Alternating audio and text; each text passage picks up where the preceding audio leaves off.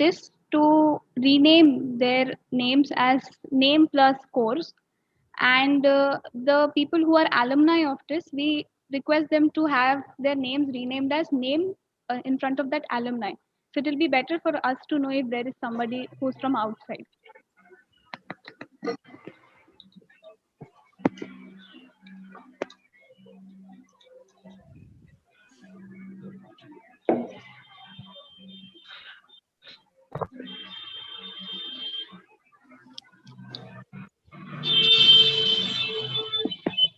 Aditi? Yes, ma'am. Should we start? Yeah, that's what I wanted to ask. Can we start? Yes, ma'am, Yeah, you can yeah, start. Yeah, okay. So I Sorry. want to, yeah. Just a second, ma'am. We'll Ma'am, just. hello. yeah, Ma'am, I'll give some small introduction, then we'll start, ma'am. okay, okay. Okay. So, good evening, everyone.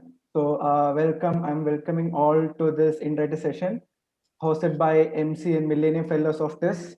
So, we are Millennium Fellows doing fellowship under Millennium Campus Network and United Nations Academic Impact. So, for this interactive session, today we have Dr. Sai Thakur. She is Assistant Professor of TISS Tuljapur Campus, School of Rural Development. She teaches us in BA, MA, MPhil programs in the campus. And she is having long-standing research interest in sociology of caste and gender and kingship, sociology of religion, minorities and tribes and nomadic tribes. So, ma'am, we are very pleased to have you here, and we are so excited to hear your words. So, on behalf of the MCN Group and the Millennium Test Fellows, I extend a warm welcome to you, ma'am. And over to you, Sambhurna. Hello everyone, can you all hear me? Yes, we Yeah, can hear you. okay. So, hello. I'll be telling you a little bit about, our fellowship. So, Millennium Fellowship is a semester-long fellowship, and all the Millennium Fellows have to choose one UN, United Nations Sustainable Development Goal, and throughout this fellowship, we try to create some social impact by addressing each and every target and indicator under the UN SDG we have chosen. So, like for example, me, Aditi, and Arvind, we have chosen SDG 5, that is gender equality. And some other of our fellows have chosen SDGs like quality education, some have chosen climate change. And so here we are, trying to initiate dialogue and create some social impact. So we are a team of 13 members. So I would like all the Millennium Fellows to switch on their videos and just wave at the camera and just say hello to our friends. So hello. Yes. So we are Hello, the everyone. Millennium Fellows. Okay, so before we begin, let us set a few basic rules so that we can continue with this meeting smoothly, and we don't have any interruptions. So over to you, Aditi. Yeah. So thank you so much, Sampurna, for telling people who we are, the Millennium Fellows. And yeah, so there are just few rules. We'll be having this session in two parts. So first session is when ma'am will introduce and share her views regarding the theme. And after that, in the second session, we are going to have an open discussion. So we just ask you to hold on to your questions till that very point of when we start the second session. And we request you all to use the raise hand option so that there is no disruptions in middle when somebody else is talking. And just in case if you do not have the raise hand option, then you can type it in the chat box saying that I have a question and we'll get back to you. And people who have network issues and might not be able to unmute their mics and talk, they can put their questions in chat box and we'll take those questions for you. And also, I had mentioned this before also. I request you all, if possible, please rename your names as name plus course. And alumni can name their names as name plus alumni. Okay. So I hope all of you maintain these few rules and we can have a great discussion. So finally, ma'am, over to you. Please, ma'am.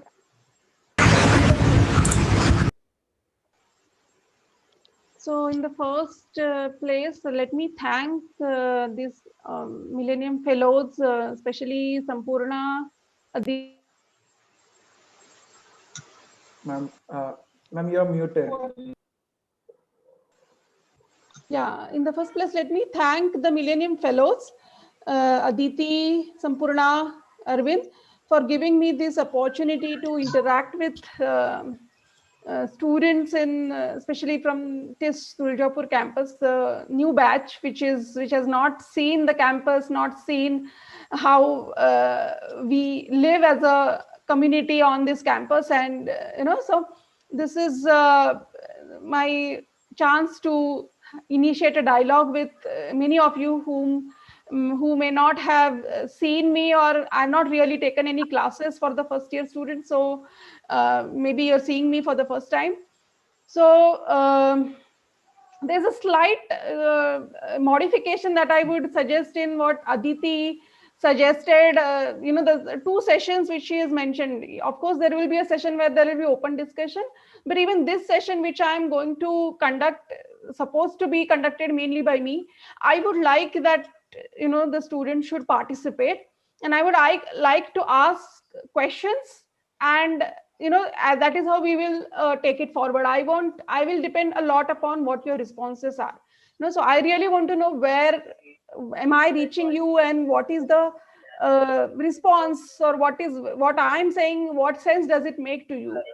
Okay, so now I will begin with my presentation. I have a PPT which is meant to support this interactive session. It's not really a very usually the kind of PPTs that I use in classes. This is a slightly different one where I am using a lot of audio visual material also. So we will begin with that. So let me start the PPT.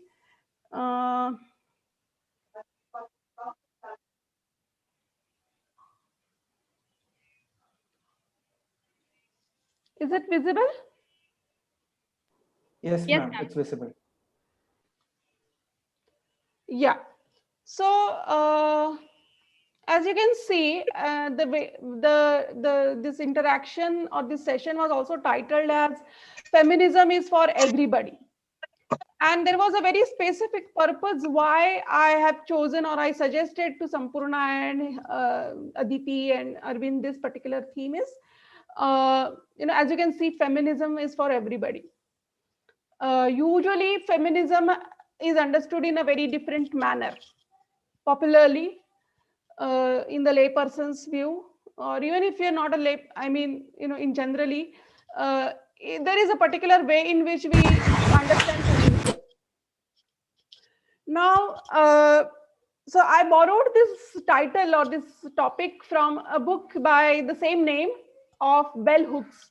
Now, those who are new to this, new to sociology or academics, may not know Bell Hooks, but Bell Hooks is an African American feminist, mainly from America, who wrote this book with a very specific purpose in her mind.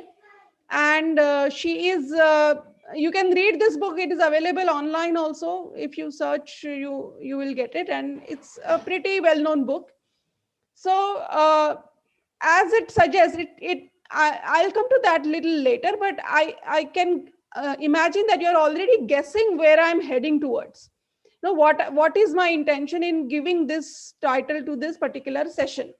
We will come to that. But before, so the very first question that I would like to pose to you is, when I say feminism, uh, what comes to your mind when you hear it or read it? What is it? What exactly is feminism? It need not necessarily be the politically correct answer. Whatever you feel, whatever you understand, and whatever is your personal experience, I would like to know that. So if some of you could tell me, what is it that you understand from the word feminism? And I would appreciate if students from the first year BA would speak. Since has in your sociology class, have you started discussing feminism? Basa sir takes your class, right? Yes, ma'am. Yeah. We had one on feminist perspective under conflict theory. We did have a class. Yeah. So that from there, or from whatever you have read, whatever you have seen in films, movies, media, what is feminism?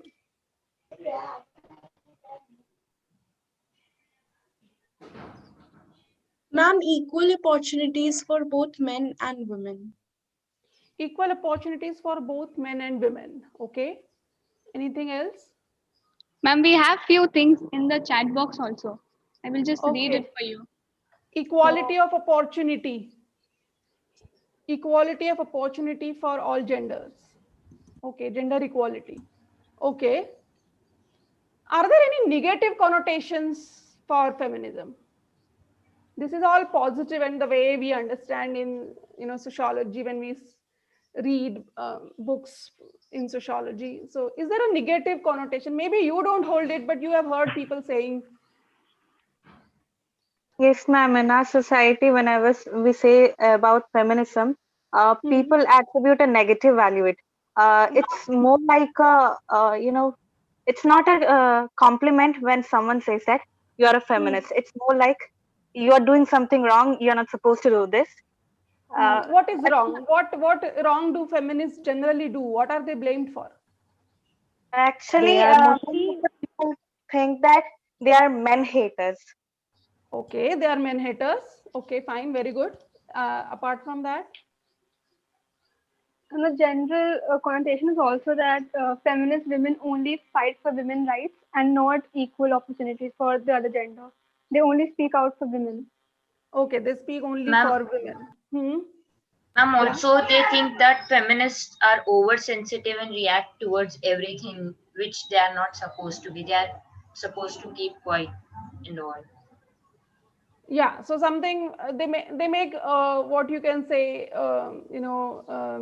in Marathi we say raisa parvat karne, means there's something small and you react so much. Yeah. So one is men haters, only speaking for women, only bashing men. Is it correct when many often they're seen as family and marriage breakers? Is that the way people Yes, look at ma'am. fem? Yeah. Yes, ma'am.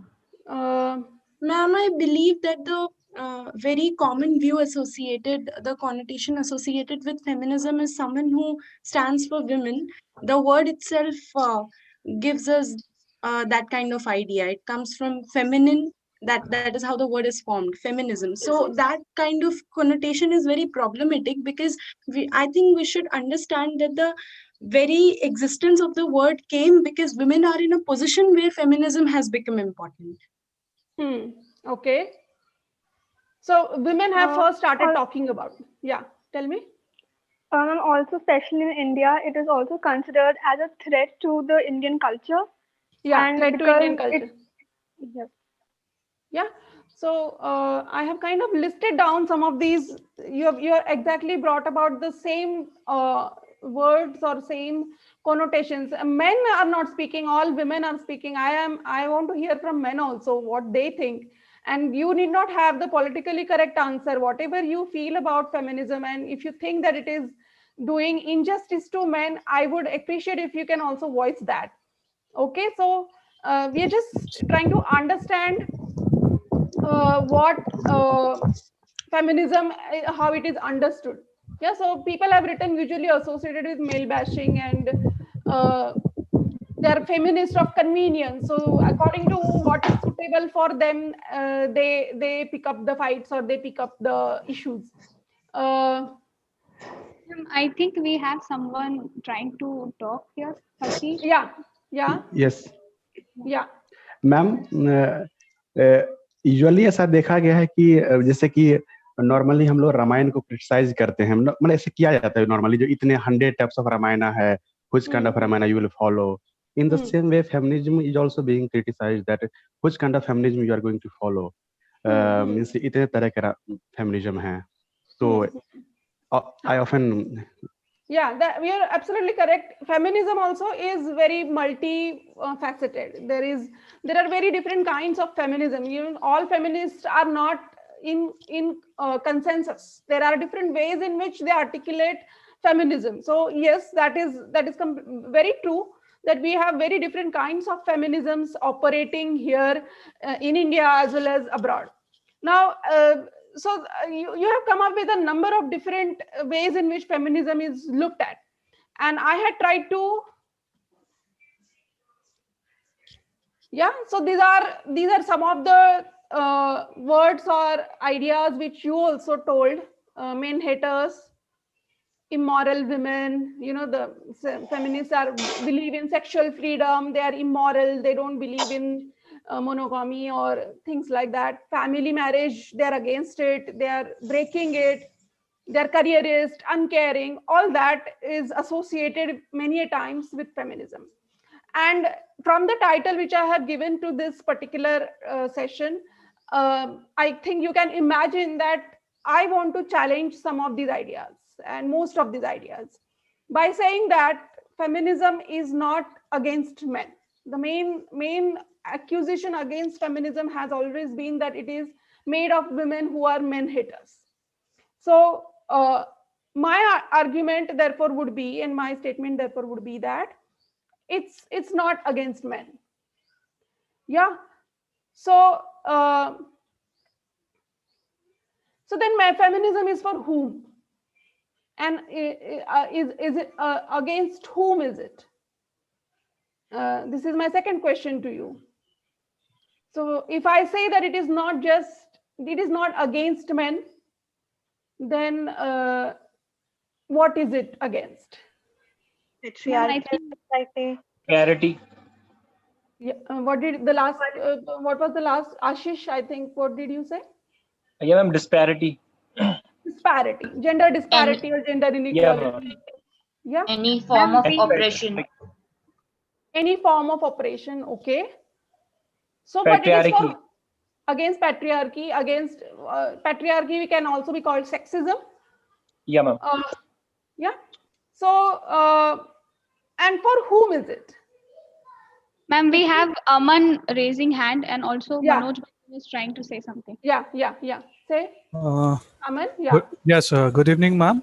My clear intention to have a perfect definition of feminism is the feminism that is being followed in this society is not is the at its purest form. One thing, and the second thing is the feminism that actually is a fighting for the right of a woman, irrespective of who the person is, whether he is means the person who is fighting for a woman is a male or a female, but he or she should be fighting for the right of a woman, considering the sentiments of the opposite gender in the action.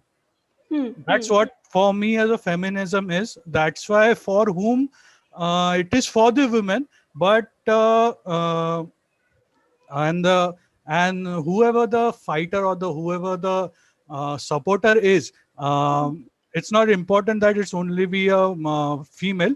It can be even a male.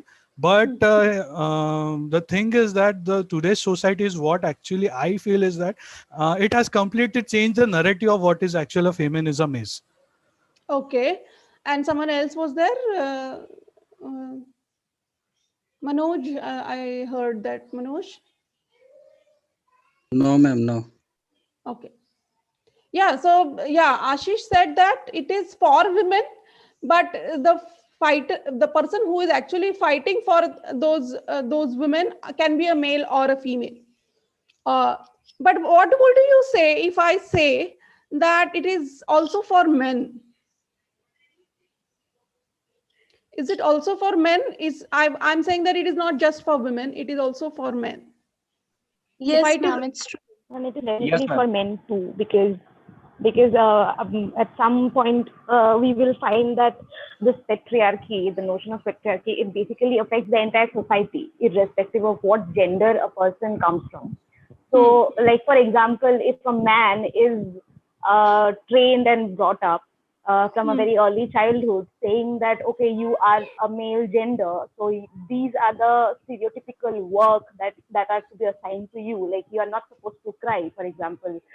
You are supposed to earn the livelihood for the family. You are supposed to be strong. So these are basically few stereotypical social stigmas that are in our society. So basically, if you see it from that perspective, the male is also a victim of patriarchy. It is definitely for the male. Debarati, right? This is? Yes, yes, ma'am. Ma'am, I would like to add a point here. Yeah. Ma'am, there is a stereotype in a society that man cannot work in a post of staff nurse, just like. Okay. Hello, ma'am. So, yeah. Pranati. Pranati, yeah, tell me. Okay ma'am, मैंने कमला mission जी का एक lecture देखा था, तो उन्होंने feminist की definition बताई थी, व्हाट इज फेमिनिस्ट. तो उनकी डेफिनेशन ये थी, anyone who recognize discrimination against woman and girl within the family और in a society and take a action on it, then it is called feminist. So men also can become a feminist and women also can become a but feminist. what I was suggesting is that you said that patriarchy works against women, right? And when a woman is targeted, usually feminism would take a stand in on her side and would point out the inequality or the discrimination that she is facing. But what Debarati also actually kind of summarized the whole main theme of this particular session is that patriarchy just does not discriminate only against women, it discriminates also against men. They think that they are very privileged, and there are definitely privileges associated with being a man in our society, but it also kind of subjugates them, it also kinds of discriminates against them without their realizing it. So how that is, we will see as we proceed. Now this was kind of a interesting I've taken it from a website called Feminists in India, FII, I forget the full form of it. It's a matrimonial advertisement, and if you can read it, it shows how feminists are viewed. So this Mysore based bachelor industrialist having his own international export business, earning quite a big sum, 8-digit salary or earnings he has. He wants a bride which is high in aspiration, but she has to be below 26 years, and she should be non-smoker, non-feminist, good cook. Yeah. So how feminism is seen as a blot, a kind of thing which a negative thing which women should not have if they are to be married. Your wives should not be feminists, that kind of a thing. Just an indicator of how feminism is ill-famed, infamous, especially among men, but also among women. There are many women who also would think or would say that they are not feminists, and they don't take pride in calling themselves feminists. Yeah.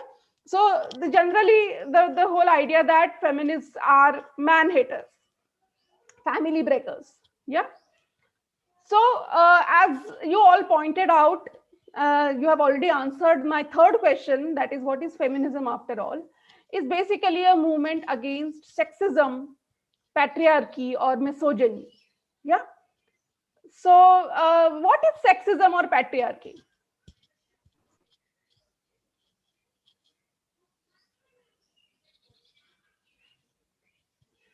Yeah, my question to you.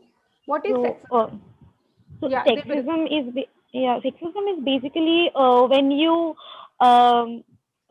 categorize a particular gender, which is more popularly seen amongst the female generation, that they are categorized that being a woman you can't do heavy lifting work, being a woman you can't go outside and work late at night. So these are the few examples of sexism, that since you are biologically a woman, you are not capable, or you are capable of doing something in particular. Yeah, so this can be equally applicable for men. Yeah. Okay. Ma'am, patriarchy is the idealization attached to the male gender in our society. And the superior position which is naturally given to the males. And sexism is basically, I believe sexism is any kind of prejudice or stereotypes on the basis of gender. Yeah, more or less, both of you have correctly summarized what sexism is or what patriarchy is. Yeah, but what makes sexism a very, what you can say, a problematic system is there is an underlying theme, or there is an underlying assumption, as you pointed out, that women are not supposed to do this, or women are supposed to do this. This is women's job, or this is man's job. uh, so far you say that this is your job or this is his job, we have division of labor, that is fine. But what is problematic with sexism is that this assignment of certain tasks or certain things to women and men, they claim, many of the people who benefit from sexism claim that is because of the natural biological condition, characteristics of both genders. So for example, women are more emotional, they are born like that. They are more irrational, whereas men are rational. Why? Because they're born like that. Their genes or their biological makeup makes them that way, and that is the reason why they're supposed to do only those jobs. For example, women are supposed to take care of children, or they're supposed to cook, or they're supposed to become housewives, because they are naturally conditioned to that. And on the other hand, men are supposed to be the breadwinners, or men are supposed to protect women, or men are more violent, because they are born like that. Their hormones or their biological makeup makes them act in this particular fashion. That is what is sexism, and that is what is wrong with sexism. So what is sexism? A belief that men and women are biologically programmed to behave in a particular way. So certain tasks are meant for men and certain for women. And what is the second part, which is more problematic, is men are superior and women are inferior. So you're born like that, you're born superior, and a woman is born inferior. And this biological determinism, as well as this association with superiority and inferiority, that is problematic. Okay. So having said this, if sexism is something which is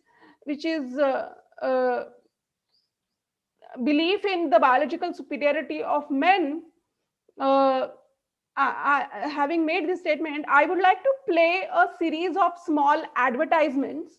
I'm sure you must have seen these advertisements.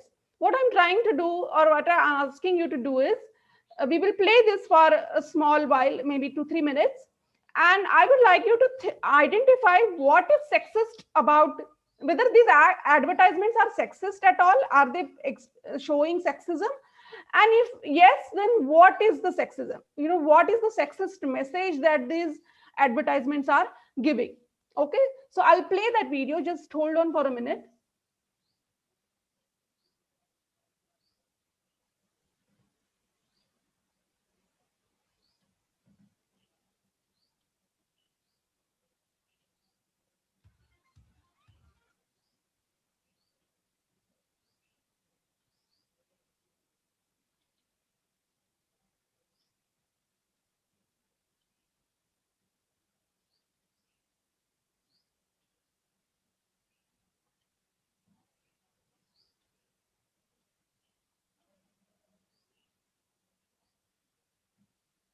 Can you see it? Yes, ma'am. Yes.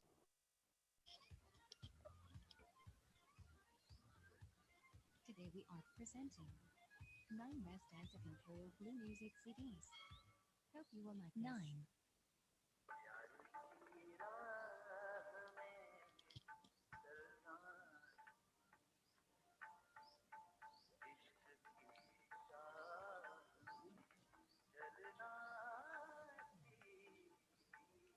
Men will be men.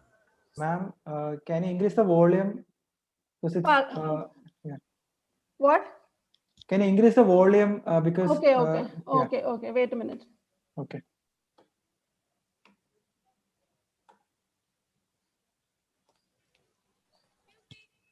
प्यार की राह में चलना सीख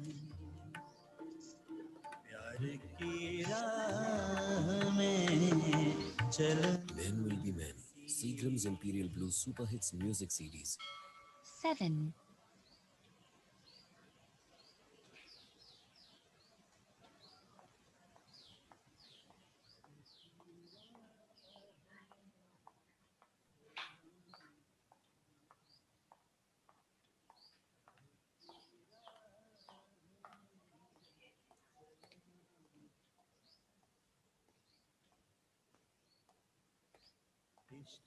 Men Will Be Men, Seagram's Imperial Blue Super Hits Music CDs.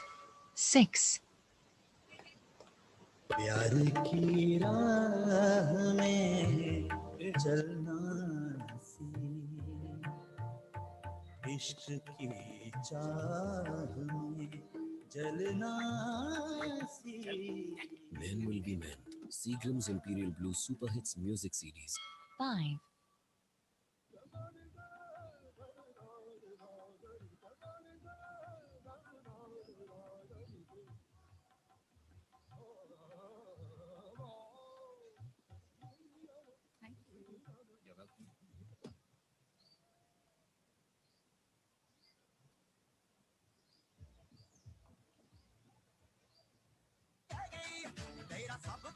Men Will Be Men, Seagram's Imperial Blue Super Hits Music CDs. 4.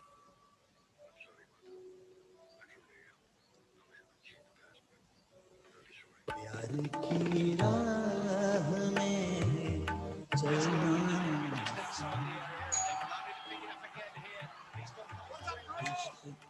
Men Will Be Men, Seagram's Imperial Blue Super Hits Music CDs. 3. प्यार की राह में चलना सी, प्यार की राह में चलना सी, इश्क की चाह में. Men Will Be Men, Seagram's Imperial Blue Super Hits Music CDs. 2.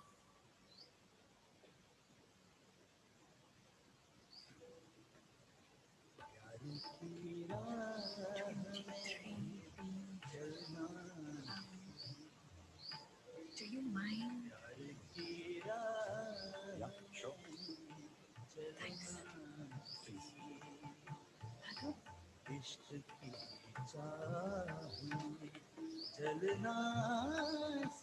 Men Will Be Men, Seagram's Imperial Blue Super Hits Music CDs. 1. Hi. प्यार की राह में चलना सी, प्यार की राह में. See you tonight, love. Bye, baby. Men Will Be Men, Seagram's Imperial Blue Super Hits Music CD. Yeah. So, yeah, tell me.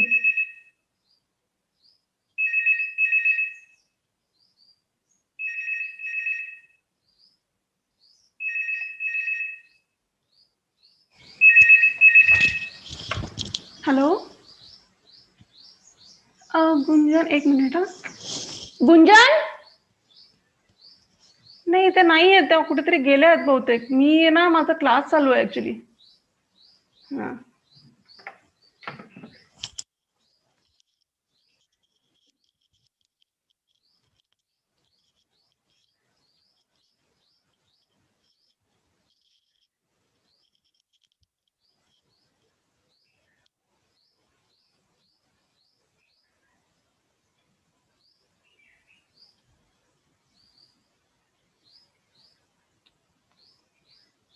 Can you hear me? Yes, Hello? ma'am. Yes, ma'am.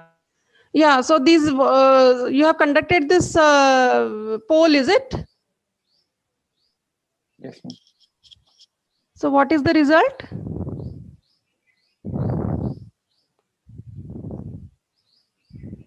I think people are still voting, but till now, we have 46 people, 47 people who have voted yes, and 6 people who have voted no. Okay. Can you see the So, poll, ma'am? huh? Are you able to see the poll? Yes, I'm able to see it. Ma'am, there are messages in the chat box also. Okay.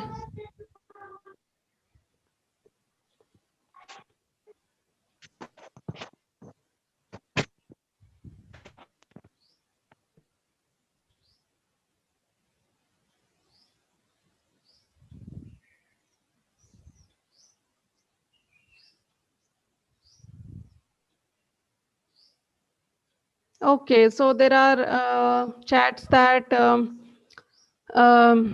tagline is problematic. Men will be men. Can we associate stereotyping with sexism? Yeah, okay.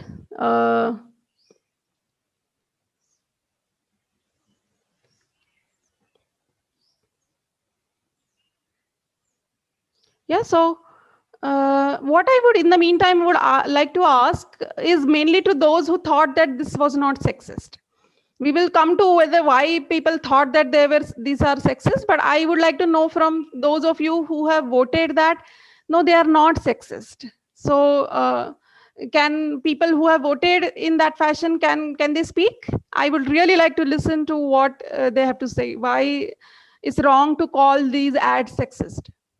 Ma'am, there is a chat in the chat. There is a message in the chat box. Can you read it? Isn't attraction towards opposite sex justified? Okay, okay. Okay, so anybody would like to answer this question? Anybody? Or wait a minute, let others, are there any other pointers? 59 said yes, 12 said no. Okay. So this is attraction towards the opposite sex. So what is wrong with this? Valid question, a very valid question. It also shows that only men are capable to have big cars, beautiful wives. They drop women home as they are not safe. All of it just shows how men consider themselves as wanting to impress women, treating them like objects and their superiority. Okay, this is Nehal Jain from BSW. Yeah, Debarati, what is it that you want to say? Ma'am, to that question that you asked for, I would like to answer to that, if that's okay. Yeah. Yeah. So, What is the, which question you're answering? Getting attracted to the opposite sex is justified or not? Yeah. Yeah. So, Okay. yeah, it is completely, firstly, it is completely justified to be attracted to the opposite sex. But as we have seen in most of the videos, that the women, the female characters have been played in a Hello. stereotypically either in hello, am I audible? Yeah, Am yeah, I? yeah, yeah, yeah, yeah. So yeah, most of the videos it has been seen that the woman, the female figure, the way the camera's angles have been captured, it has been shown that the female has to be wearing something quote unquote sexy, as in sari or something where her body parts are a bit exposed. So there is this one particular ad in the second or the third one, I don't exactly remember. So in the lift, there were two women. One was in formals, and the other one was in sari, with a sleeveless blouse, which is absolutely okay. But then the man who was present in the elevator was constantly checking out the woman in the sari, but not paying any attention to the one, the professional, who's there wearing a wearing formals. Yeah. wearing a formal suit. Yeah. So the problem is, portraying women only being attractive as someone who can wear a sleeveless blouse and a sari and look gorgeous. The problem is not incorporating those women who are independent and who are absolutely beautiful the way they dress themselves up, and completely neglecting their existence. Yeah. In the from the perspective of men in general. Yeah. So yeah, okay. Satish has sent some interesting something interesting. Is there anything exists like positive sexism, like positive discrimination? What would people? How would you like to respond to this? Satish has Ma'am, I don't think there could ever be anything as positive sexism, because sexism in its root means stereotyping on the basis of gender, which can never ever be justified. There exists something as positive discrimination, because discrimination simply means not giving equal attention or equal opportunities maybe to all, and that can be positive because to that can be positive because to analyze the competition, the starting line should be same for all, and to make that starting line equal, we have to give someone extra privilege, which is why discrimination can be positive. Okay, so positive sexism, if you define that, depends upon how you define sexism. Okay, because as she said, sexism is something which discriminates or something which says that you are inferior and you are superior, or you are like this and you can never be different, and you are like this, you can never be different, and so your positions are different. Okay, so I would like to respond to the first statement which someone made about how is it wrong to get sexually attracted to. No way.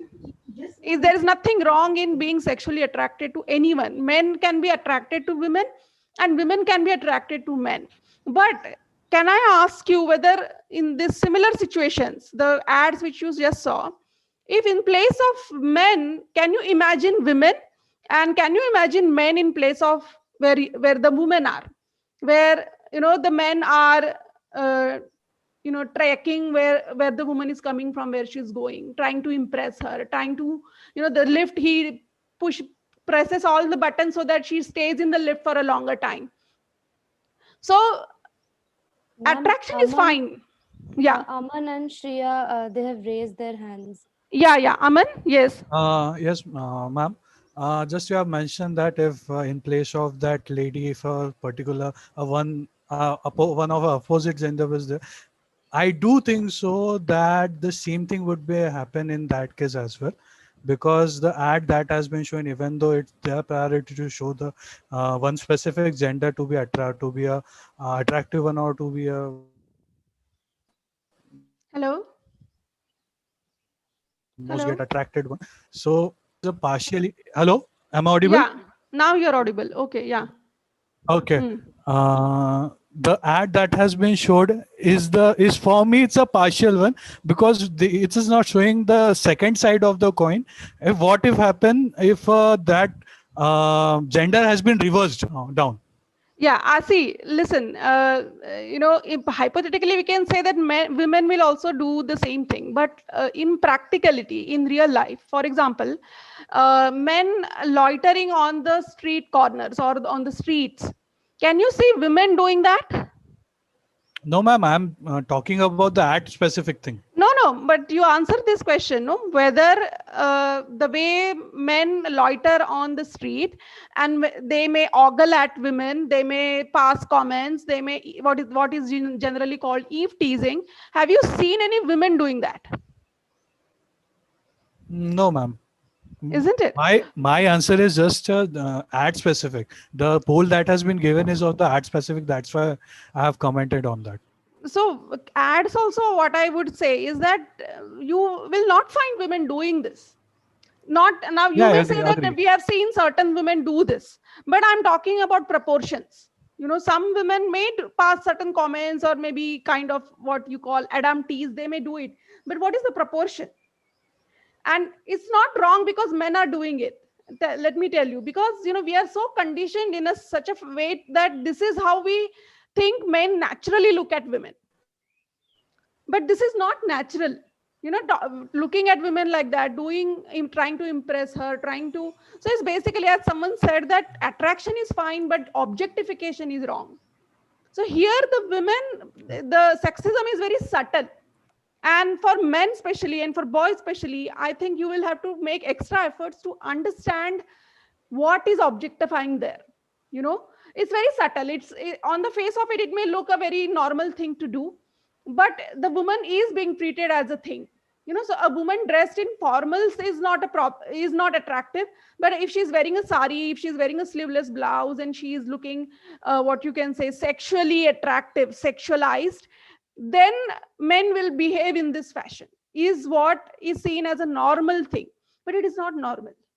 This is a particular way in which you are trained to look at women, and therefore objectification is something which is problematic.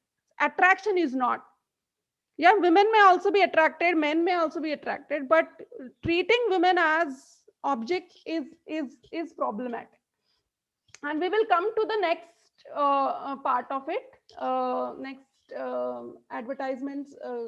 I will one advertisement I will screen. Okay, before that, some people have raised question: why is it that actions of some men or even majority men is generalized to every man? This is a major criticism of feminism that I have come across. Yes, you're absolutely correct. It's not true that all men are like this, but the problem or the reality is that majority of the men are like that. But again, as I said, in spite of that, we will not consider men as our enemies. That is what I'm very clear about. Men are not the enemies. It's the sexism and it's the patriarchal system that is the problem, and that subjugates men also equally, if not more. So how that we will see. I will take up some of these questions later. Let me proceed with my presentation first.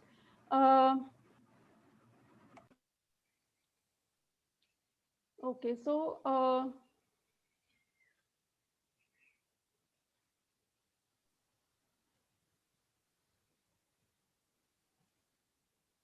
yeah, so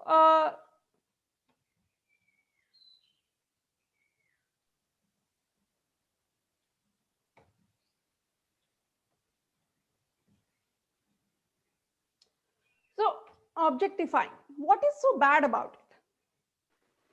What is wrong with objectification? If we agree, some of you may not agree, that's all right. I'm not saying that you should agree with all that I'm saying, but some of you may not agree that they were objectifying. But if we consider that they were objectifying women, what is wrong about it? What is so bad about it? What is so wrong in looking at women like that? It gives a sense of control over them. You consider them to be objects. So, for example, a phone is an object, and it is under my control. Okay. So, objectifying women makes the entire problem. Let it be as big as rape, or let it be as small as passing comments or sexism, for that matter. So you're treating a living human being as an object. Yes. Yes, ma'am. And I also believe that while doing so, we deprive them of their humanistic value. Yeah, we deny them a personhood, and everything that comes with personhood, that is freedom, that is choice, that is intention. It also Object is violates not the supposed to have a will, I think. And when we declare that, or when we consider women as objects, we just assume that they won't have a will of their own, they won't have a voice of their own, and that is how the men get a upper hand and a more powerful position over women. Okay.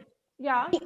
Ma'am, I would like to say that I'm completely against objectifying, and I myself am a pro-feminist. But apart from that, I did not find anything sexist in the videos that I saw. So I would really be grateful if you could tell me how they were promoting sexism, because I didn't find them sexist in any way. Okay. Okay.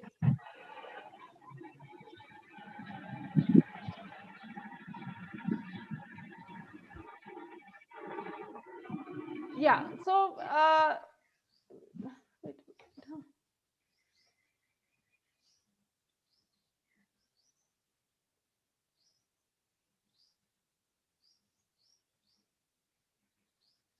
yeah. So what is bad about it? See, the point is the tagline, for instance, men will be men. Yeah. So men will look at women. Men will try to impress them. Men will ogle.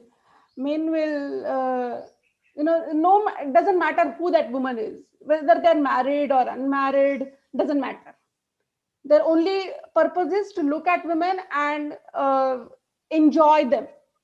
The most of the thing which most of these men in these advertisements are doing is they're enjoying these women.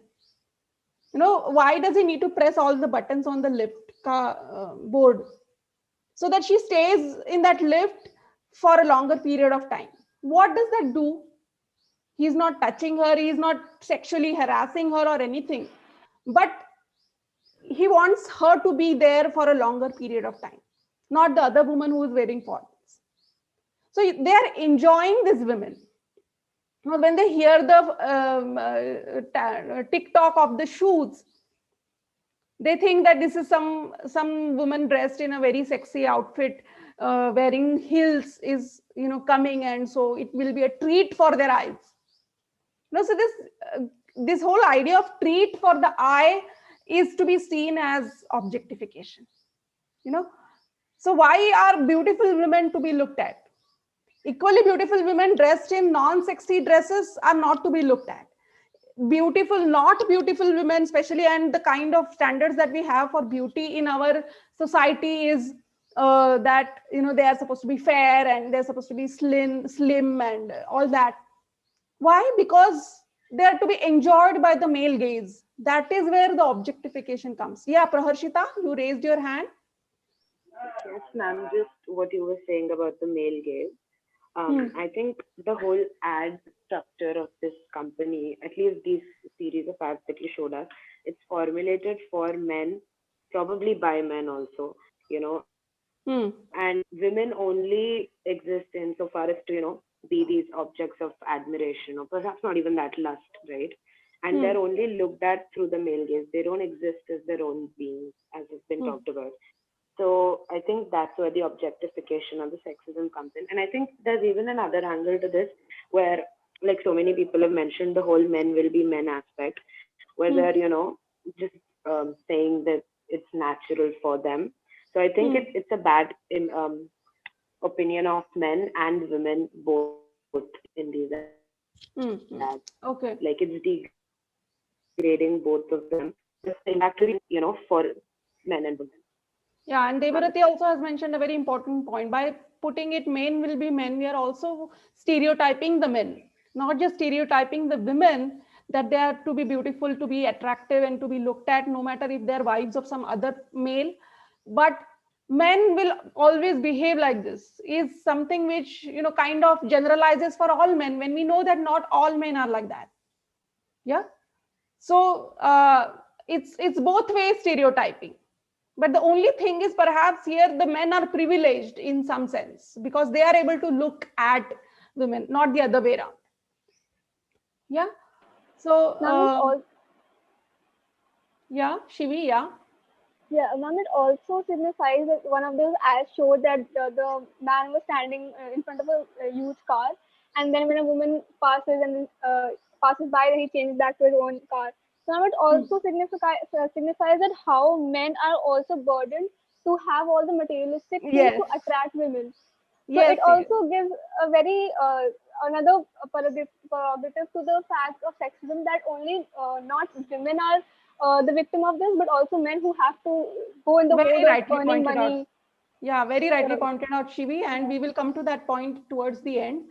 Okay, so there are a number of different things which I wanted to show you, but I don't know how much time I will have to show it. But let me see this ad. I would like you to see and tell me whether this is sexist or not. Okay.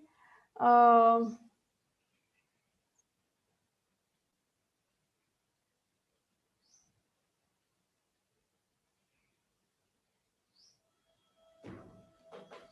सफर है जिंदगी में हम सफर तो बहुत है Can you see it? Yes, ma'am, we can see it. Yes, Yeah. This is an ad by Officer's Choice.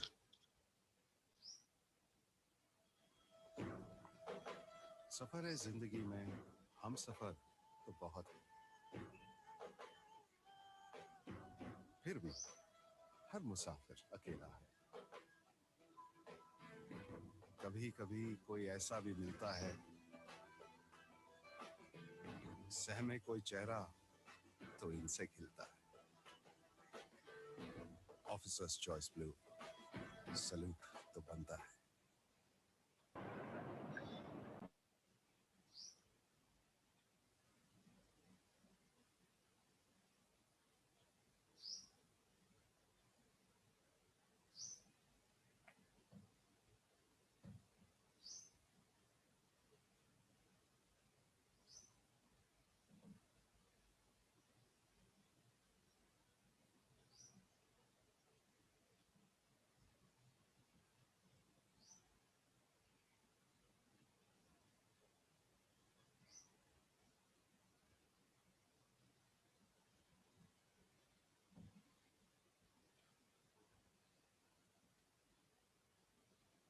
Can you see it?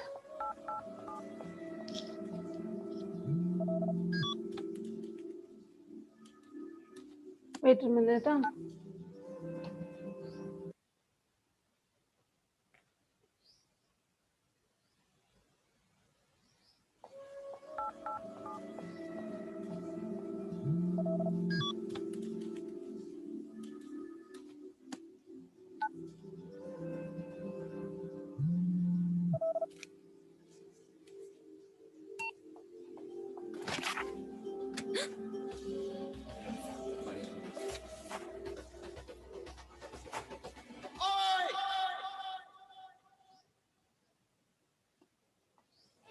Raise your voice. Officer's choice, blue.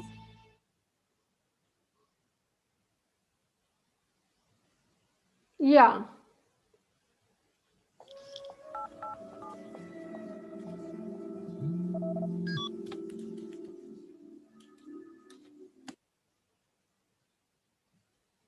Yeah, so these two ads, what do you think? Are they sexist? Ma'am, one person has raised a hand. Sadish Kumar. Yeah, Satish, tell me. Ma'am, actually, as per me, this ad shows some kind of protectionist idea. Means this male can only protect women. This kind of idea. Your voice is breaking, Satish. Can you hold your mic close to you? Huh? Hello, ma'am. Am I Yeah, tell audible me. now? Yeah. Ma'am, I think this ad is showing that means man is means can protect women. Such kind of thing. Only man can raise voice. It's a kind of in Hindi we say that kind of purusharth kind of thing. Na? Means only Yeah, male so can. you need a man who to protect a woman. You know, I imagine that many people would say that, man, at least here he is trying to protect, the woman. So what is so wrong about it? But it has to be a man, and a man who drinks or who buys officer's choice.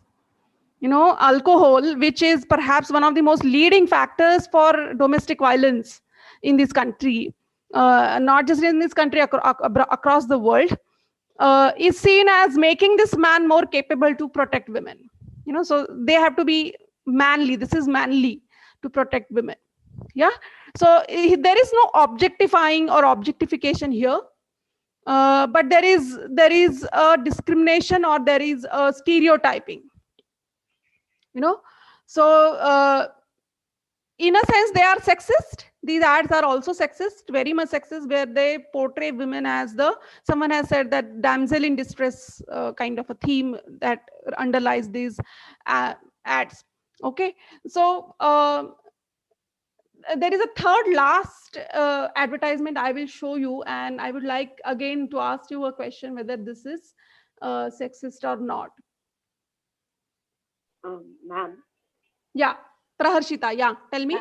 Yeah, with regards to an ad like this, don't you think there could be two perspectives to it? Yeah, one is tell me. obviously the damsel in distress theme, that a woman can't take care of herself and a man needs to step in, all of that. I mean, ignoring the tone as an alcohol company making it, obviously. And then the other thing is, allyship and how you need men in the movement as well, right? So how do you reconcile both those positions? Because men as allies also need to step in. And there are a lot of places where women won't be taken seriously due to the structures in place, especially with workplace harassment, right? And they're gaslit and they're told that, no, you're overreacting. So don't you think that's a situation where men can use their relative privilege to step in? And so how do you separate that from a damsel in distress situation? Yeah, I had missed this point completely. I think that's a very important point. And in that case, then the ad may be seen as not really unambiguously sexist. Because I was recently, while I was reading for this particular session, I came across this one TED talk where the man, it was a man who was delivering a TED talk about how men he was talking about the bystander's position. So either usually we have the perpetrator of violence and we have the victim, but what about the other men who are also there, who are not neither perpetrators nor victims, how they can step in?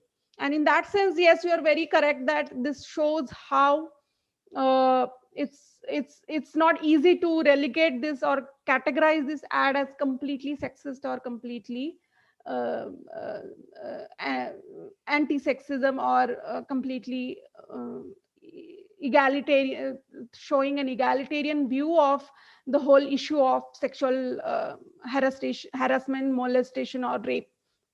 Now, someone had pointed out a very interesting twist to this ad also, this the train ad especially, where on one of the feminist websites, the author was saying that this is also a very classist ad. So the man from her own class is the protector, whereas the men from the lower class or the lower caste, maybe in usually they may coincide in India, are the perpetrators of violence. So there is a class angle to these ads also. Yeah. So yeah, it's not clear, it is not unambiguous. There is a double edged message coming forward from this ad. Now, the third ad which I would like you to see is a very interesting ad, and I enjoy seeing this ad many a times because of the sheer humor that the especially Gulpanag, I'm sure you know Gulpanag, and I don't know whether you have seen these ads about Tata on Tata Sky. So I'll play it, and then we can talk.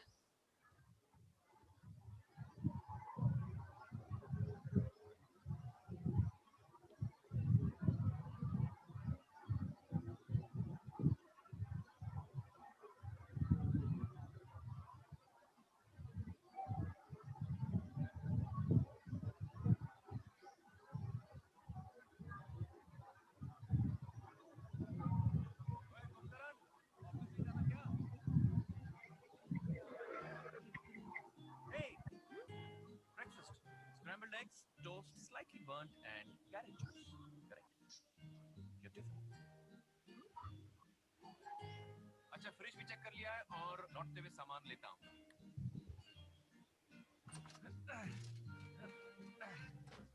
नहीं बैठो बैठो, मैं जरा चाय बना के लाता हूँ. क्रिकेट सुनो. हाँ?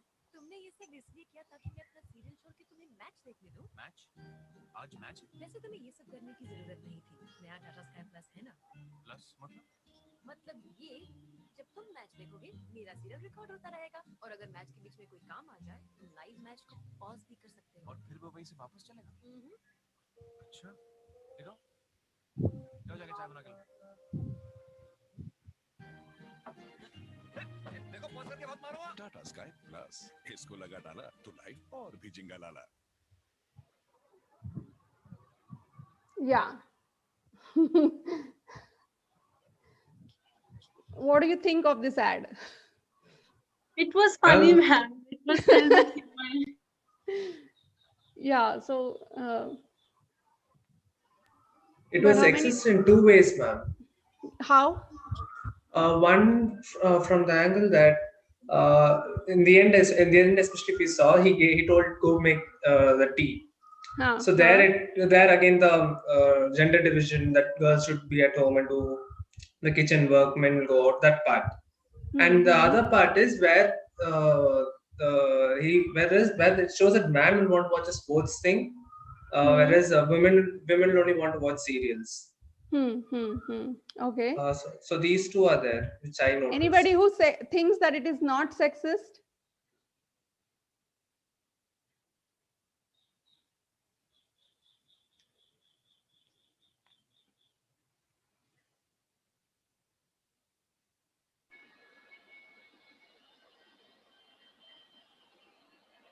Ma'am, till the last part, hello? Yeah. Yes, yes. Before the last part, I didn't find it sexist because we tend to keep men at a pedestal when they do household work. But like it is equally normal. But we do keep them on pedestal. Oh, you've done this for me. You've done that for me. But at the last bit, when he tells her to get the cup of tea for him, then that becomes like, now my work is over. Now you have to take on your own work, and that's the original work that you have to do. So like half the ad was not sexist, but it just signifies that how he did own the whole household work only for his own benefit. So Yeah, but still, as a Ma'am, Praharshi, yeah, yes, yeah. Hello, yes. Ma'am, I thought it was sexist because the whole idea that Amir Khan was doing certain things so that he owes his wife a favor, and that it was initially the wife's duty to be doing all those things that he's been doing since the morning. And now that he's done his wife's share of work, now his wife owes him something and she'll allow him watch the television or the match. So I think that it was sexist in that sense also. Yeah, but Ma'am, I think also the fact that he was doing all of this, as other people said, that it was just an act to achieve something or to gain something in the end, and to hold her, that I did all of this, so itna to banta hai that I get to watch the match or something like that. And also in the end, when his work was done, he got what he wanted. The way he said jao jaake chai banao, with the authority he had, that really just it just cleared the fog that it was created, that whether it was sexist or whether he was at fault or not. Because with the authority he said, it was like ki mera to ho gaya, now it's your job, jaake kar aao. And okay, that raises a lot of question. okay, yeah. See, again, this ad I feel is very difficult to make the judgment for one or two reasons. One, Praharshita has already made a comment about how this is a tongue-in-cheek joke about the gender division of labor. So if you get a chance, I would suggest you watch other ads in this series, Tata Sky series. There are more Gulpanag and Amir Khan ads, and there is this one particular ad where they are having a family dinner, and towards the end, the way she talks to Amir Khan, that's why I said she's such a good actress, and the way she ridicules him, I feel is, on the one hand, yes, it is showing that he's doing it just for to get his way, that he wants to watch a match. But at the same time, the ad, and especially Gulpanag, is not a woman who is dumb and who is doing it out of devotion to her husband. She knows, she understands the politics. That is what comes from the ad, and she exposes his design, and I feel that part is also kind of a way of making fun of this division of labor, where women are supposed to do the housework even if they are working, and men are not supposed to do it. So it kind of makes fun of that, but at the same time shows a man who is like that, and many men are like that in reality, in society. So I don't think they're justifying it. So, and by humor they are, kind of, so you should see that ad on family dinner. It is there on YouTube, so I will not show it. I have it, but I will not show it because I need to proceed with the session. uh, Ma'am, sorry to interrupt you. I would just request all of you to please vote, because only 52% of the people have voted. Like, whatever you feel, if you think that it is not sexist, please don't hesitate. Please give whatever opinion you have. This is a complete non-judgment zone. And ma'am, there is a question. I found this question extremely interesting. And do you mind if I ask yes, like right yes, now? So yes, this yes. question has been put up by Aditya from DPPP. Okay, he says that what do we call the case where women knowingly take the benefit of her gender? Like in the airplane ad, she was aware that if the uncle would have asked her to ask the man to shift, the man would not have exchanged his seat. Ma'am, I think this is one of the very interesting questions that have come up. Ma'am, would you please clear this doubt? Yeah, see, this will require to spend some time on discussing it. What I will try to do is, first let me finish my session, and at the end you remind me of this question. We will not close before answering this question, but right now let me continue with my presentation. I will definitely address this question, and I would like all the participants to think about it. Is the woman taking privilege of her gendered privilege of her gender? Okay, so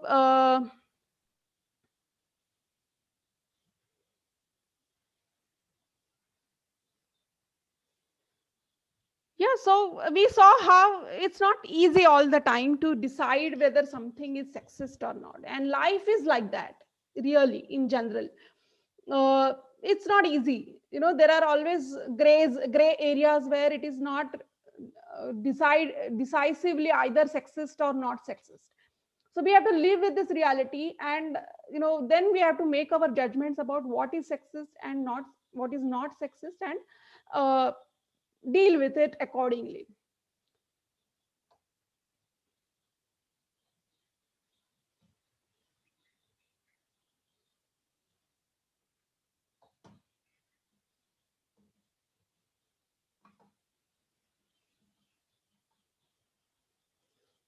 Yeah, so this we have already discussed.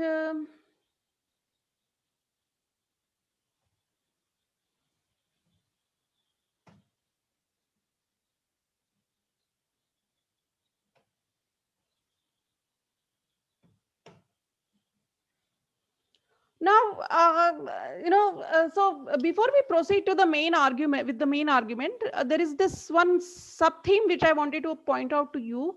Is the question then might be, if feminism is not against men, why has it been treated or seen as anti-men? Now, one of the reasons is obviously the fact that for the first time women started voicing their concerns and their oppression, uh, they were very angry because they were being subjected to such what you can say bullshit, or such unfair treatment by men, that they thought and they portrayed that their fight was against all men.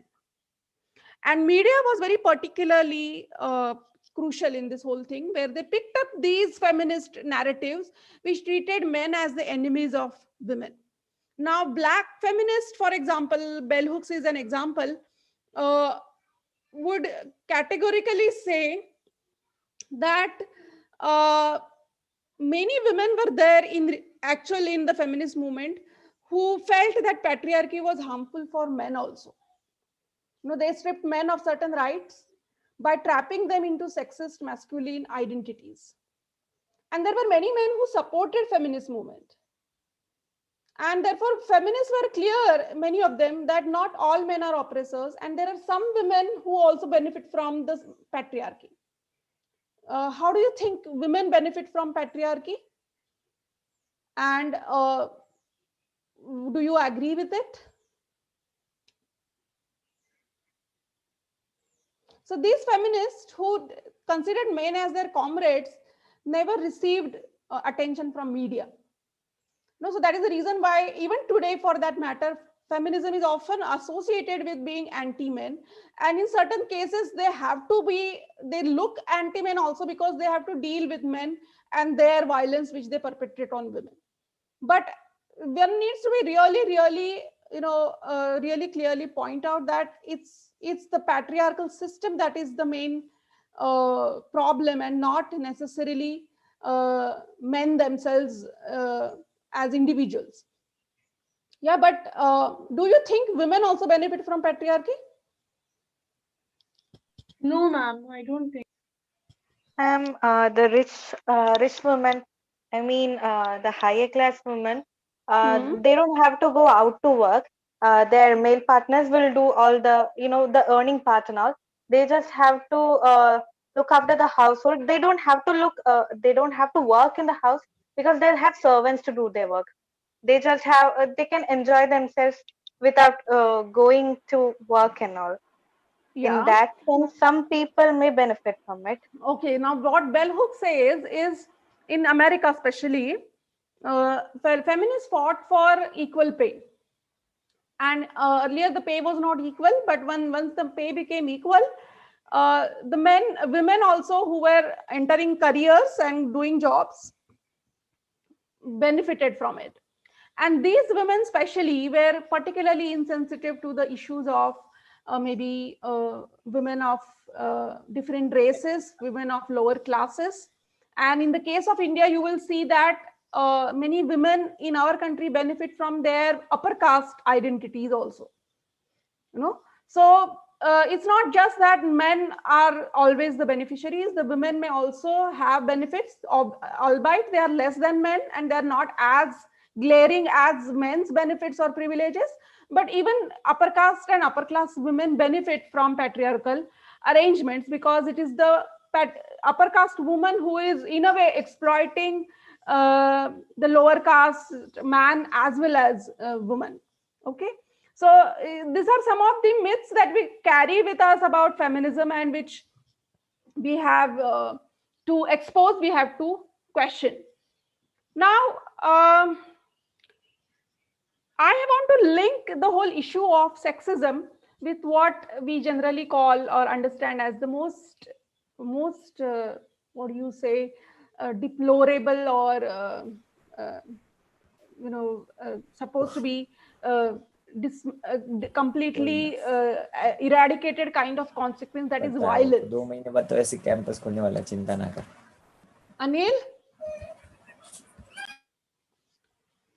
So, is sexism violent? What do you say? Is sexism, can we call sexism as sexual violence?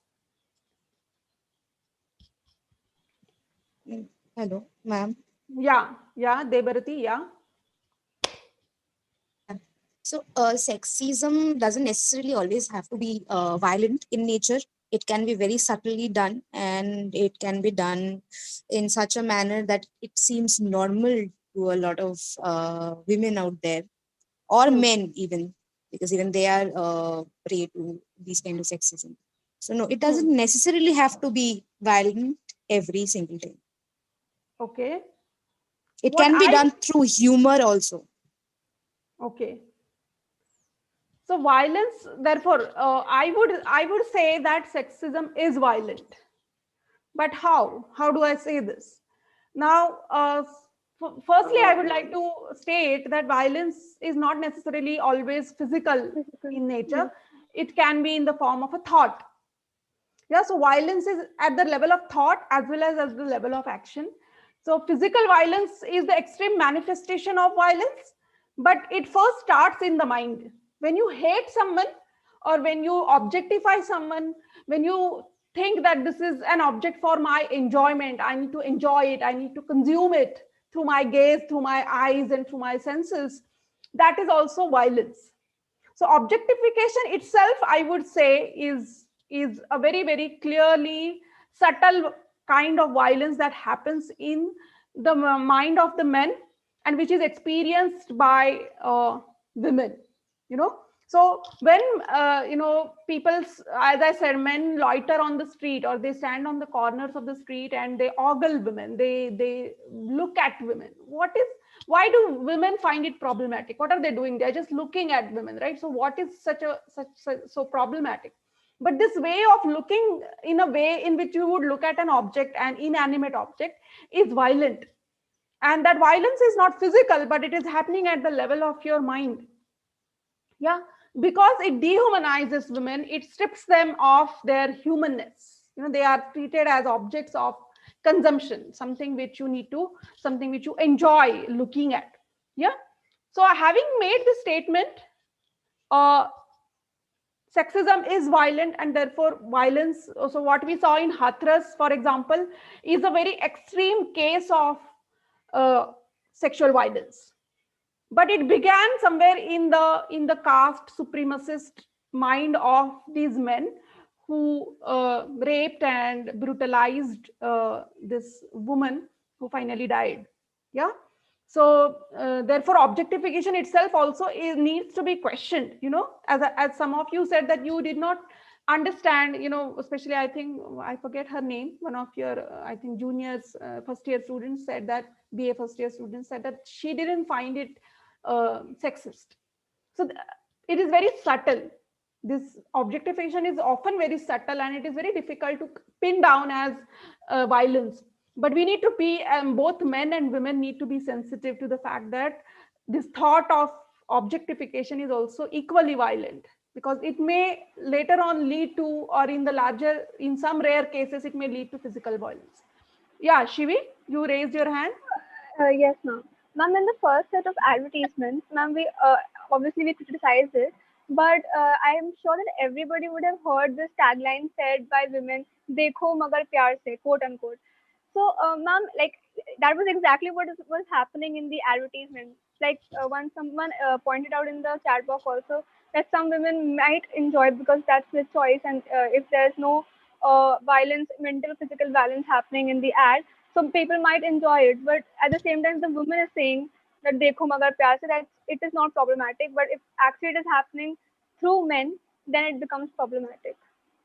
No, see, when women enjoy it, women enjoy many things. Women may enjoy wearing very so-called, in quote, sexy outfits because it attracts the attention of women.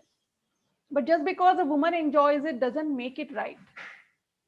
To be treated as an object may be seen as the ultimate goal by many women, because the society conditions them to think that they are supposed to be beautiful and presentable, and they are supposed to be attracting male attention through, not because they have some good qualities, or they are hardworking, or they are skilled in some things, but because physically they are attractive, which actually speaking does not really require that much of hard work and effort to look beautiful. So physical appearance is an outer appearance which does not really tell us whether what she is as a human being.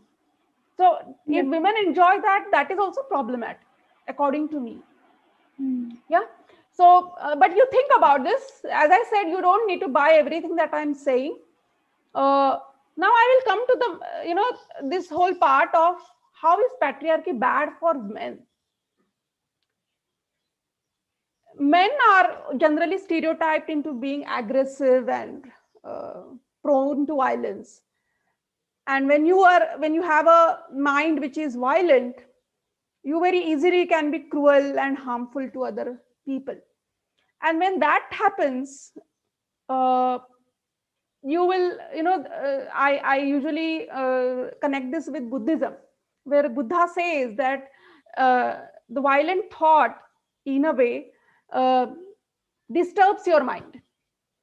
If you're cruel towards someone, you won't be able to love anyone. Yeah. And this is what I think is bad for men. They are taught to become aggressive, they're taught to be violent, and loving or caring is something which is usually reserved for women.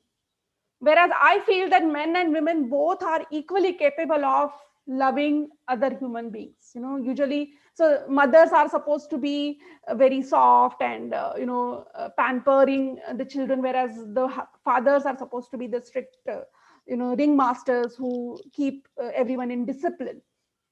But men who are taught to be cruel, taught to be violent, taught to be like that, are suffering from inside. That is what Buddhism would believe. And if I think Kamala Bhasin itself had said in one of those interviews which someone mentioned, that Buddha is a man, Gandhi is a man, Jesus Christ is a man, and these three men gave the most powerful messages of love. For which there are problems with religion and Christianity and Hinduism and all that. Yes, I agree. But the actual message given by Buddha and Jesus, Gandhi, maybe many of you may not really like calling a messenger of love, but I believe that he was also a messenger of love, ahimsa, non-violence. The moment you become violent, you lose the peace of mind. Uh, you lose the ability to love people. Yeah. And this whole idea of men being very violent, aggressive, uh, when you think that men are the only ones who are privileged, if you look at some of these facts, which I got when I was surfing on internet, some of these articles, it creates a male false consciousness that only women are the victims of sexual assault. In reality, there is some data which shows that in fact, the data which I got, there are more number of boys who suffer from sexual assault when they are kids, and that is again from men. Yeah, so it is not that the girls or the women are the only victims of sexual harassment and rape. Men also can be sexually harassed and raped by other men, which we are completely not looking at. And it fills the psyche of the men with the whole confidence that men can't be abused, whereas a large number of men, especially young boys, are being sexually assaulted. Yeah, Debarati, yes, you had raised your hand. Yeah, ma'am, I had one question on this context. So, as you just said, that even men, when they are young, they are victims to this kind of sexual assault, and the number is huge actually. So, since the predators are men in both the cases, in case of a girl child or a boy child, it's the men who are assaulting or sexually raping them. So why do you think is this particular mentality prevalent in men in particular? Like because recently we are coming across more and more scenarios of a 3 months old baby getting raped, a 70-year-old woman getting raped. So like age is no bar in this particular scenario. So why do you think that this kind of mentality prevails in the men in particular? Yeah, I think the answer is obvious. One is that we have created a society which normalizes violence for men. We have created men, or we have socialized men who think that it is not manly to love someone, to care for someone. It is manly to be aggressive. It is manly to be to assault. It is manly to conquer. And not just sexism and gender inequality, but caste, class inequalities have uh, further complicated the whole issue. Again, in Hathras, for example, this judge, ex-judge Kaju, made a very problematic statement that it's because of unemployment that boys are doing this. Yes, ma'am. So for them, the whole idea that rape is for sexual pleasure is problematic. For many men, they believe that sexual act or sexual intercourse or sexual relationship is supposed to be violent. Now, who put all this bullshit in their heads that sexual act is violent? A lot of movies and a lot of pornographic material shows very violent sex to be actually necessary. They say that it arouses women. They want this violence. This is how we have socialized men to see that violence, sexual act as a violent act, naturally violent act. So rape is not for sexual pleasure. You can't have pleasure when you are hurting or violating someone.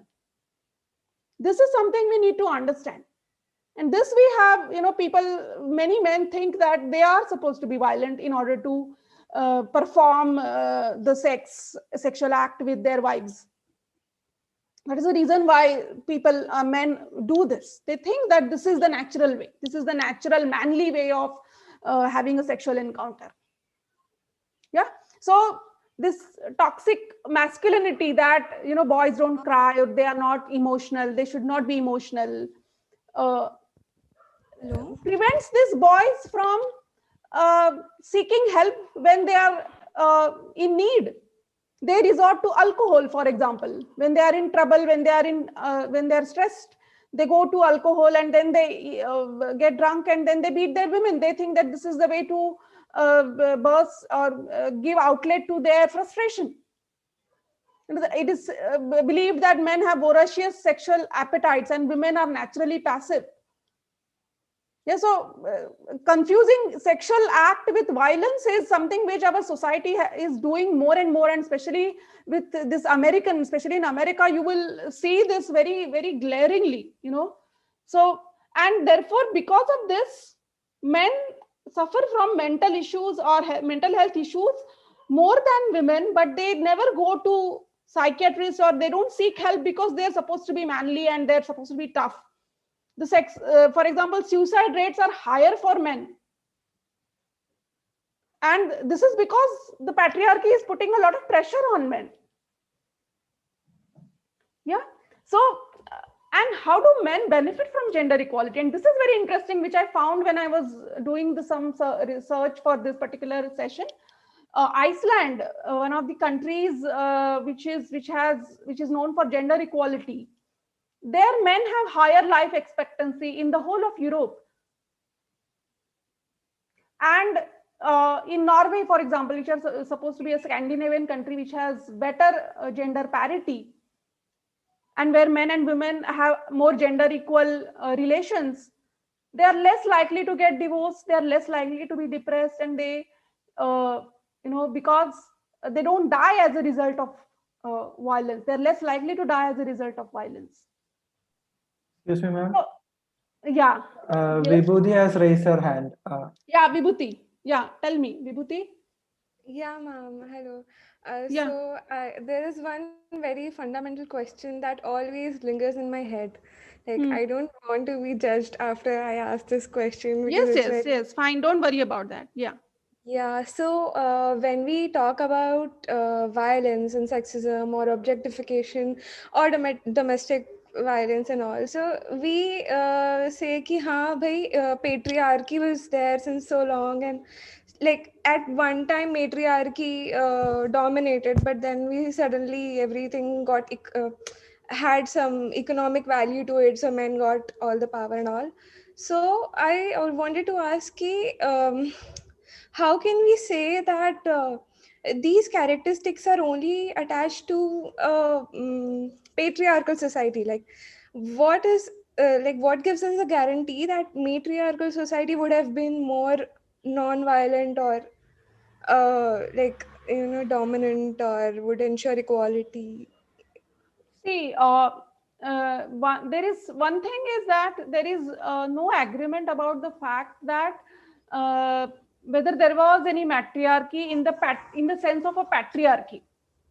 There were women who were maybe leaders, but a full-fledged, what you can say, matriarchal society where women ruled.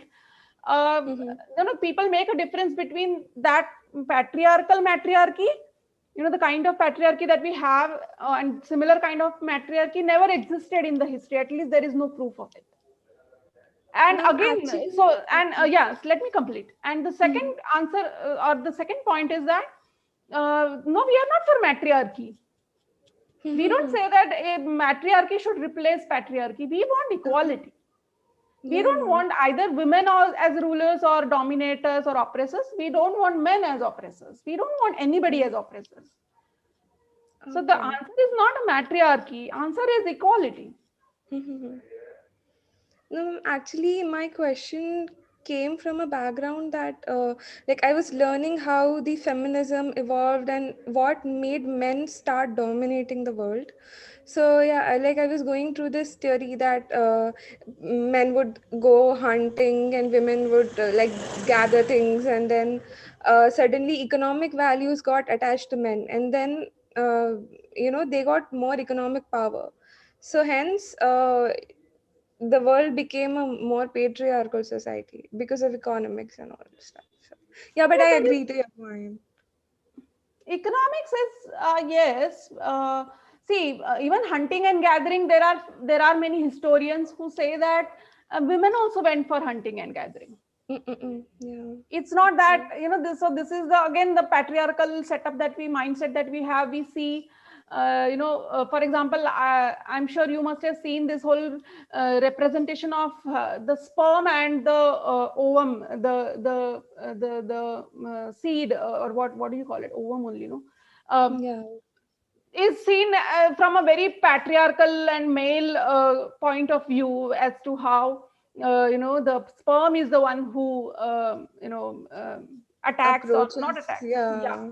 yeah. So this is a biological process which doesn't have any gender attached to it, yet when we represent it, we look at it like that. So if many animal behavior is also often seen in the garb of men as the what you can say, the patriarchs, especially the gorillas or monkeys. When you see their social behavior, often they are portrayed as promiscuous or things like that, paralleling the kind of ideas that we have about man-woman relationships in human society. So the many times the way history is written, the way sociology is conducted or economics is conducted, has had their own masculine or male biases. So that is the reason why we many times think that women were always the family nurturers and caregivers, and men were always the breadwinners. Many women challenge that, actually. And Ma'am, we have yeah, we are done with the time, right? no, we have no, ma'am. It's fine. It's okay. We have a question in chat box, and Yeah, some. tell me. The question was: is there any Satish? Would you like to go for it? Okay, I'll just ask it. Satish is like, is there anything, because it was in this context, is there anything exist or more precisely got recognized something like toxic femininity and exploiting male and leading to masculinity and later toxic masculinity? Example, यार मैं ये नहीं उठा सकती, यार you should do this for me, is what when female will say. So he has said that it is just a confusion. That, so what are your views on it? Ma'am, before you answer the question, Gayatri, we have raised her hand. Yeah, Gayatri. Yeah, Gayatri, what is your question? Ma'am, that's a common one. I think you can answer it later. The question is, most commonly when we say about feminism, the most common question that arises is, why the term feminism? Why not humanism? That's one thing I have come across a lot. Okay. So what's the view? What's your view on that? Okay. Okay. And what was the question by which Sampurna had asked in the beginning when she said, Sampurna, which I said I'll answer later? Yes, ma'am. This question was put forward by Aditya. Wait, the question is, like the video we had saw, no, where the woman goes and asks the man to, exchange the plane seat.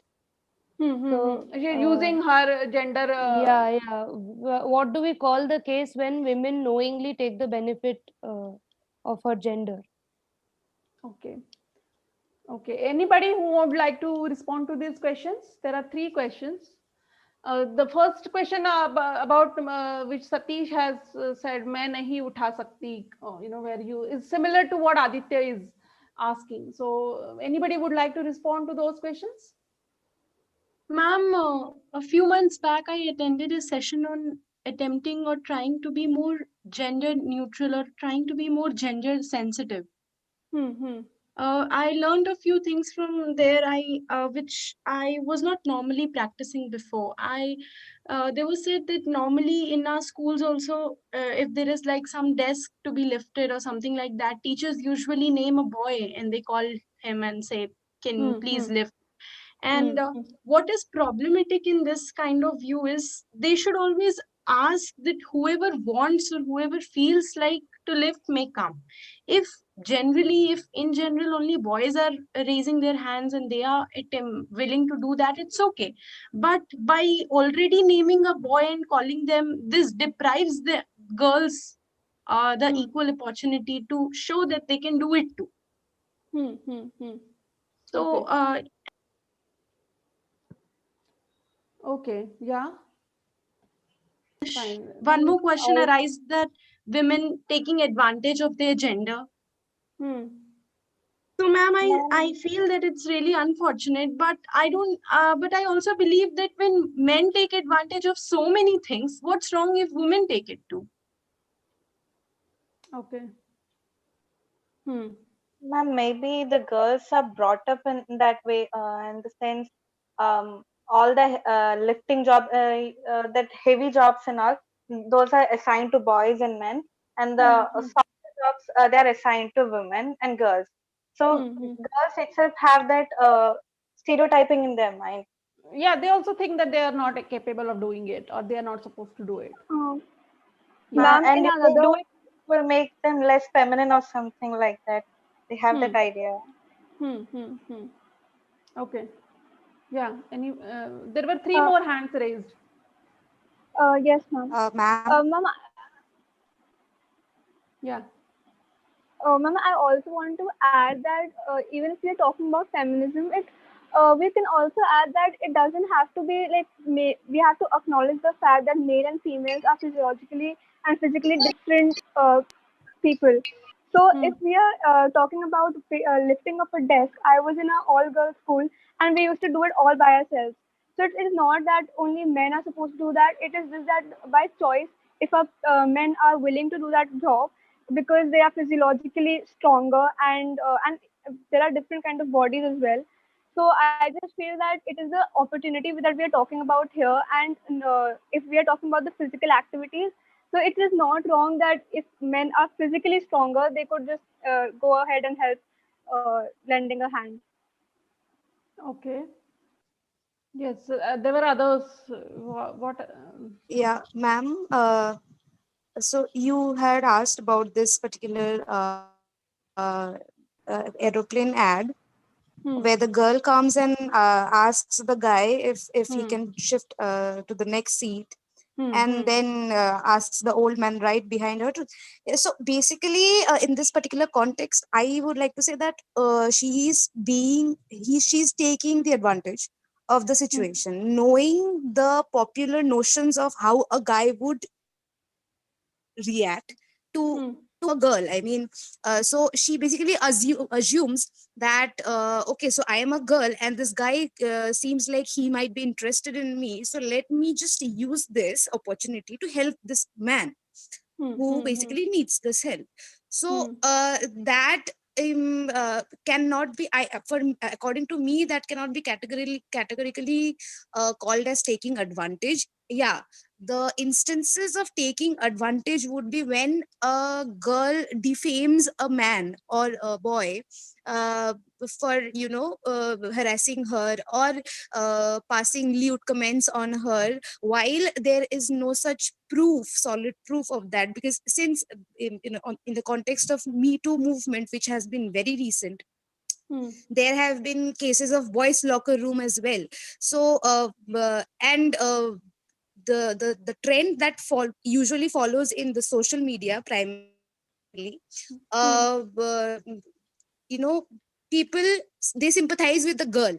Okay, Hmm. because the popular notion of a girl being the victim is so prevalent in the society that people automatically believes that no, the girl might be the victim.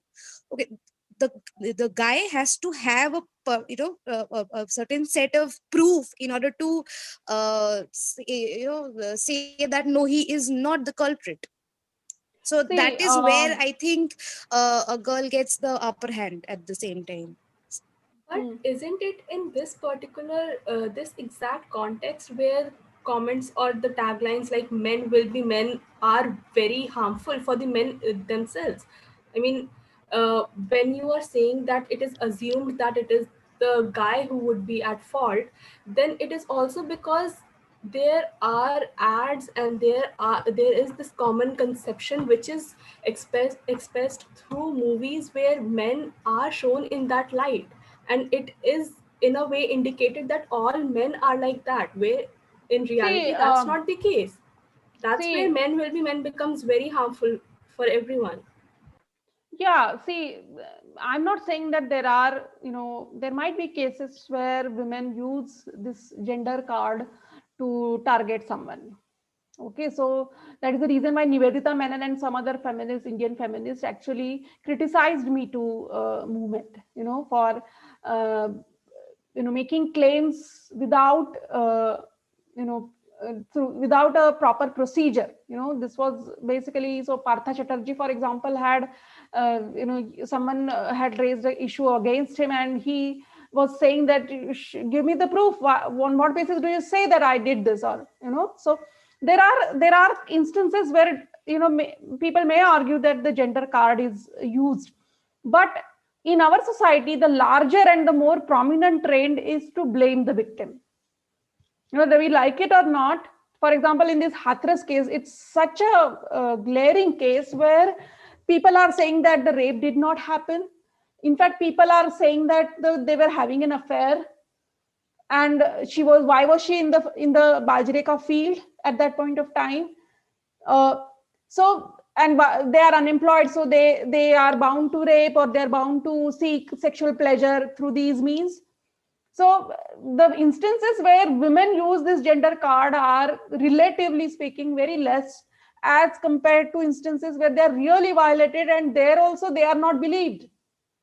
There it is believed that it happened because they did something, because it is their fault, because they dressed in this way, because they were, what was she doing at that hour in that particular place?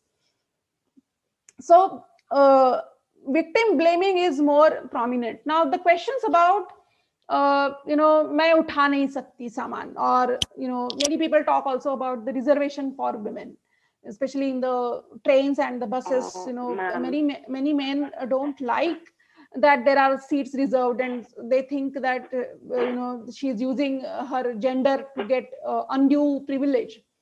Now, as it is with the positive discrimination based on caste, same is with the positive discrimination based on gender, because women are so marginalized or so exploited that, for example, in Mumbai, I know, I'm from Mumbai, and when we travel in buses, I know what ordeal it is to get into a crowded bus and travel. The kind of touching and kind of molestation also happens, and things like that which happen to women when they're traveling in crowded buses. There is no option but to make use of those seats which are reserved for women. So it's not taking advantage of your gender. It is playing against or nullifying the effect of gender inequality that is there in our society.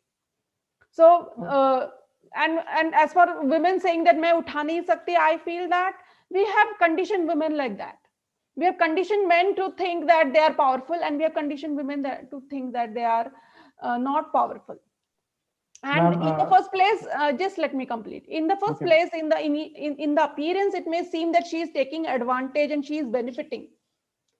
But because of this kind of an attitude that I won't be able to do this, I don't be able to lift, I won't be able to travel alone, I won't be able to go abroad, I won't be able to take up a career, the privileges are actually decreasing with this kind of stereotyping. It may seem that, okay, she gets a seat to sit, or she gets undue privilege because of that, but the opportunity is lost because they think that they are not able to do this or do that, are much more. This is a very small privilege to someone else lifting your luggage, but you are not. I know many of my relatives, women will not travel alone on train or anywhere. And so is it a privilege, or is it a drawback? They think that they are not able to do it. So it may seem like a privilege to men when you look at just that particular issue and that particular context, but in the larger sense, it is a big disadvantage. You are giving up so many opportunities because of that. Yeah. So yeah. What else? What other questions? Ma'am, two more people have raised their hands. Tushar Yadav and Varshita. Tushar, yes. Yes, ma'am. I would like to answer Gayatri's question, that why feminism and not humanism. So I think that if we call it humanism, then we bluntly ignore the disparities that women have faced throughout the ages. And uh, obviously, feminism is about equality and equal pay for equal work, but a way to reach that equality is to reinstate women of everything that they've been denied for so many years. So that's why feminism is the correct term. Yeah. Okay, I completely agree with you. And someone else? Prashida. Yeah, Ma'am, I Praharshit. think when we're talking about, women taking advantage of their gender, it's such a, matlab we're falling into the same pitfalls when we talk about rape or anything, where we're centering women in this conversation in a very negative sense and not taking in, we're not holding men accountable. So when we say something like, she's using her feminine, womanly wiles to get this guy to do something, why are we denying the man the agency to choose what he wants to do? Like, is it not Yeah, also, in a way, his choice, especially in a structure where men hold relative power over women? I think this is an established fact, right?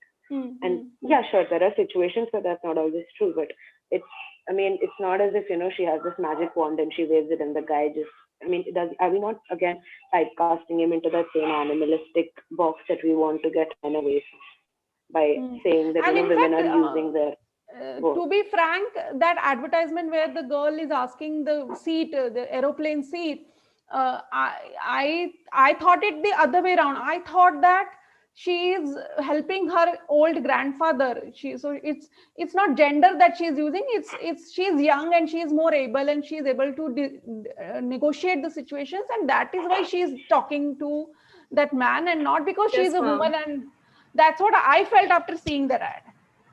Yes, ma'am. That's true. And ma'am, even when we talk about Yeah. sorry, even when we talk about humanism versus feminism, isn't that so insulting to all the work that women and feminists have put in across centuries to get women to a point where they can, be on the same platform? And we just come in and say, why don't we call it humanist? I mean, I remember I read this about how women have literally fought with their lives to carve these spaces out for themselves, to have some form of reform, to have some kind of revolution. And then you have others coming in and saying, well, why do women want that space? Right? So isn't that insulting as well? And ma'am, there was a question which said, I think it was by Shivi. She was asking, can you tell about pseudo feminism? Like, what is pseudo feminism? What is pseudo-feminism? I don't know what is pseudo-feminism. What is the way there is something called pseudo-secularism? There is pseudo-feminism. I don't know. See, I actually always I have felt that there is, we always talk to, women and girls about these issues, but this is my humble, request to all, both men and women, but more so to young men like you, to think about why feminists are saying what they are saying. Often we are very readily very ready to brand feminist as the man haters and the troubling, they always create trouble, they always question, uh, there is a need uh, to look at things from a women's point of view. And as I said, it is needed for men more than women in a certain sense. When you have equal relationship with your women, if your wife, your sister, mainly your wife or your girlfriend, you're going to enjoy the relationship more, and if it is an equal relationship. So it's not that you're doing a favor to women. I think you are going to do a big favor to yourself if you are able to bring in equality in your relationships with women. And so I think it's very important that men start thinking about this, to question about what so far they have accepted, because other men, their peers, talk about women in certain fashion. So if it's not easy to counter them or to question them, but it is very important to do that. So that is what I was saying, the bystander. There are men, when men are together, they talk about women in a certain fashion, and it's the responsibility of the man to say that this is not done. If one of your friends is talking about women in a particular fashion, it's the responsibility of the man to question that and to ensure that this is not how women are talked about behind their backs. So I think there are stakes not just for women, there are stakes, equal stakes for men, and that is something which the men have to start doing it seriously. And the last slide I could not really explain, but it shows how, because of this, yeah. I think you can, because it's fine if we extend time, because I think the discussion is getting interesting here. Yeah, so see, for example, men are supposed to be the breadwinners. Men are supposed to be more powerful when they are sexually involved in a woman. So therefore, I'm sure many men know that they have a lot of anxiety about whether they will be able to perform the sexual act in a manly fashion. That is evident from all the advertisements that you see on these walls and places, in public places, where they are, there are these babas or vaids who invite men so that their manly power is enhanced while doing a sexual act. So a lot of men are under great stress to perform sexually. A lot of men are under great stress to earn the livelihood for their family. When they're not able to do it, they undergo a lot of stress. They resort to alcohol. Alcoholism is such a big problem among the lower classes also, because the men are under severe stress, and that is the reason why they suffer from health issues more, like diabetes, heart disease, high cholesterol. All these things which I mentioned here is mainly because men take more stress than women on these issues, and they don't show it, because showing it or telling it or to visit a counselor is seen as unmanly. And so they suffer more, they suffer from diseases more, they die more earlier than women. And that is the reason why in Iceland, where there is equality, men's life expectancy is high. So it's not improved the female life expectancy only, it has increased the men's life expectancy, the gender equality. So it's not true that this is only for women. It's also necessary for men. So so this anxiety is about what it really is to be a man. You should. I think men also need to be comrades in this movement where we are talking about bringing gender equality. So this was mainly what I have, seen, put on the last slide. So, yeah.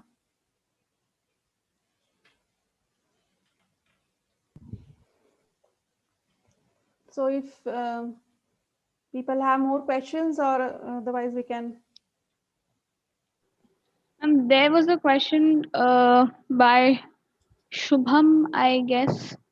It was like, I can't find it, but is chivalry related to patriarchy or something?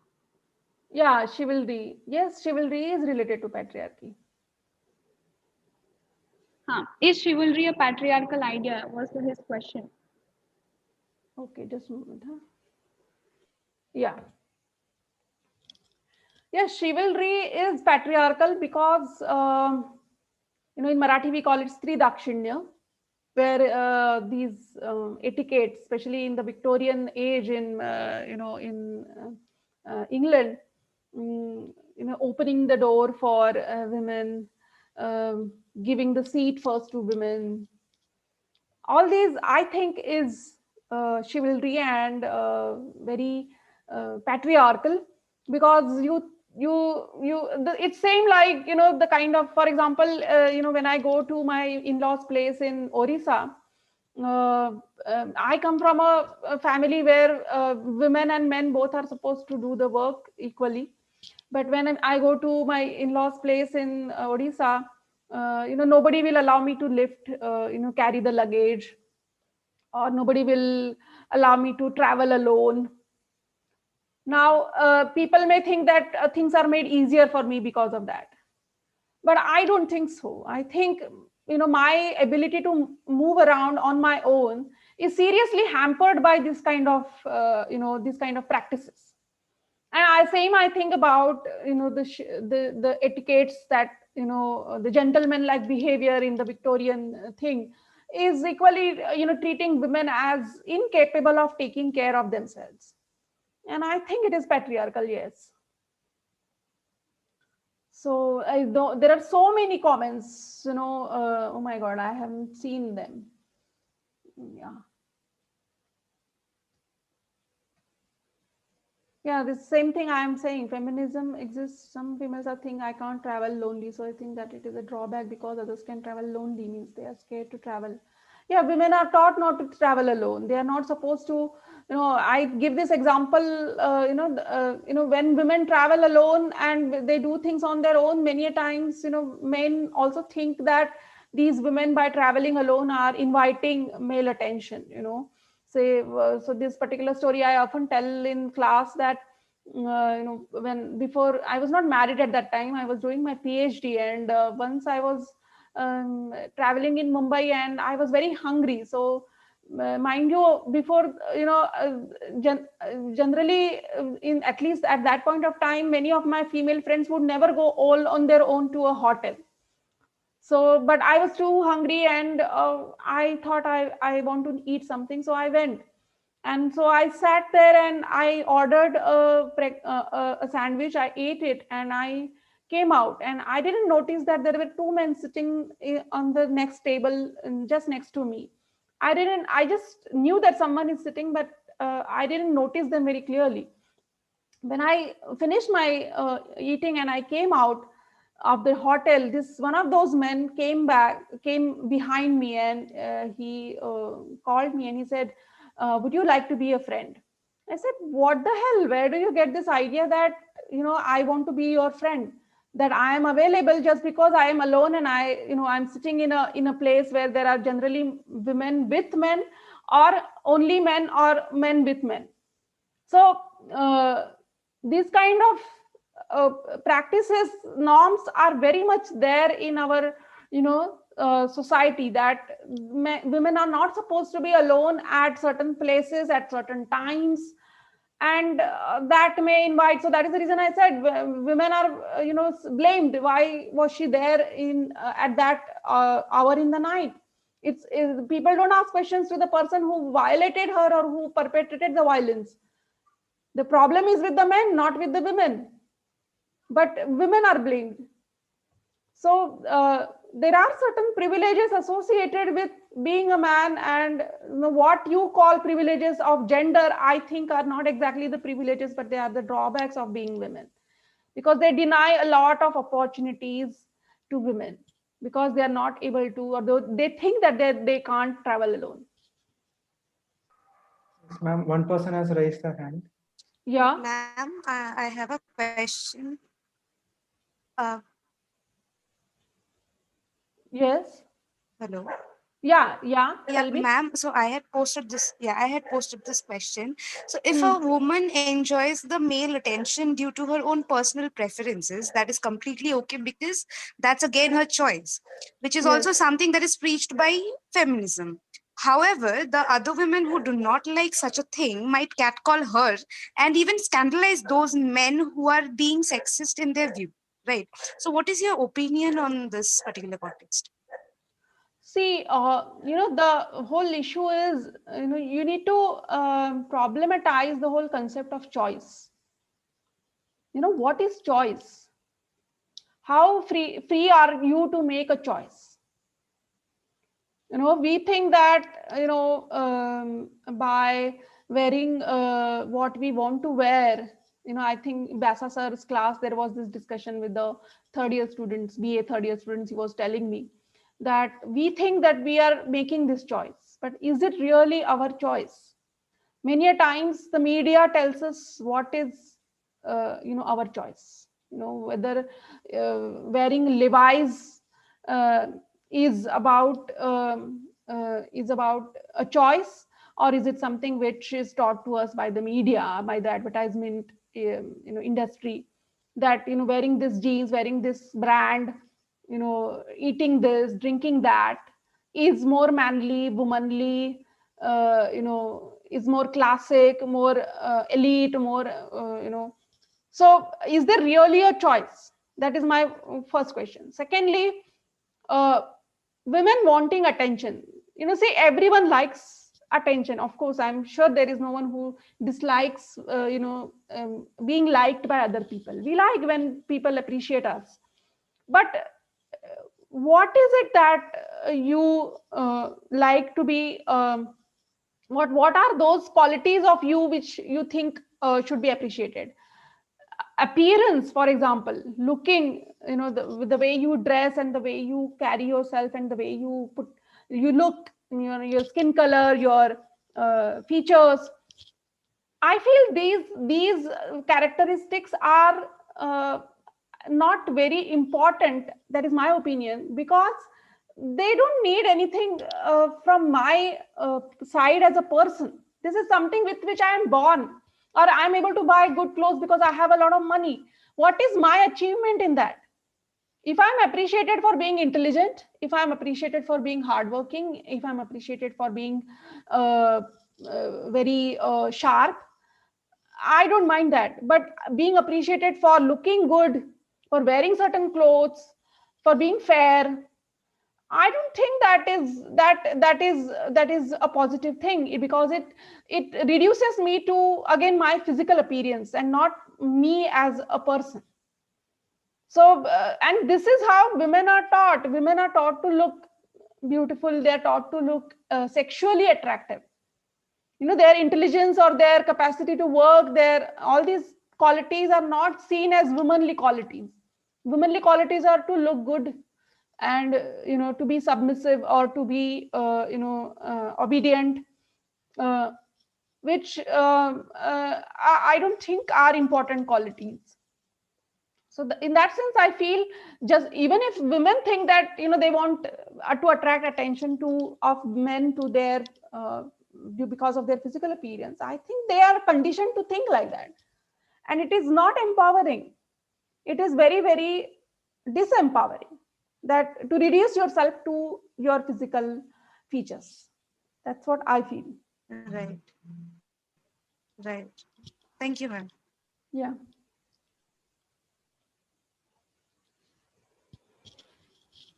Ma'am, I think we can go for one last question.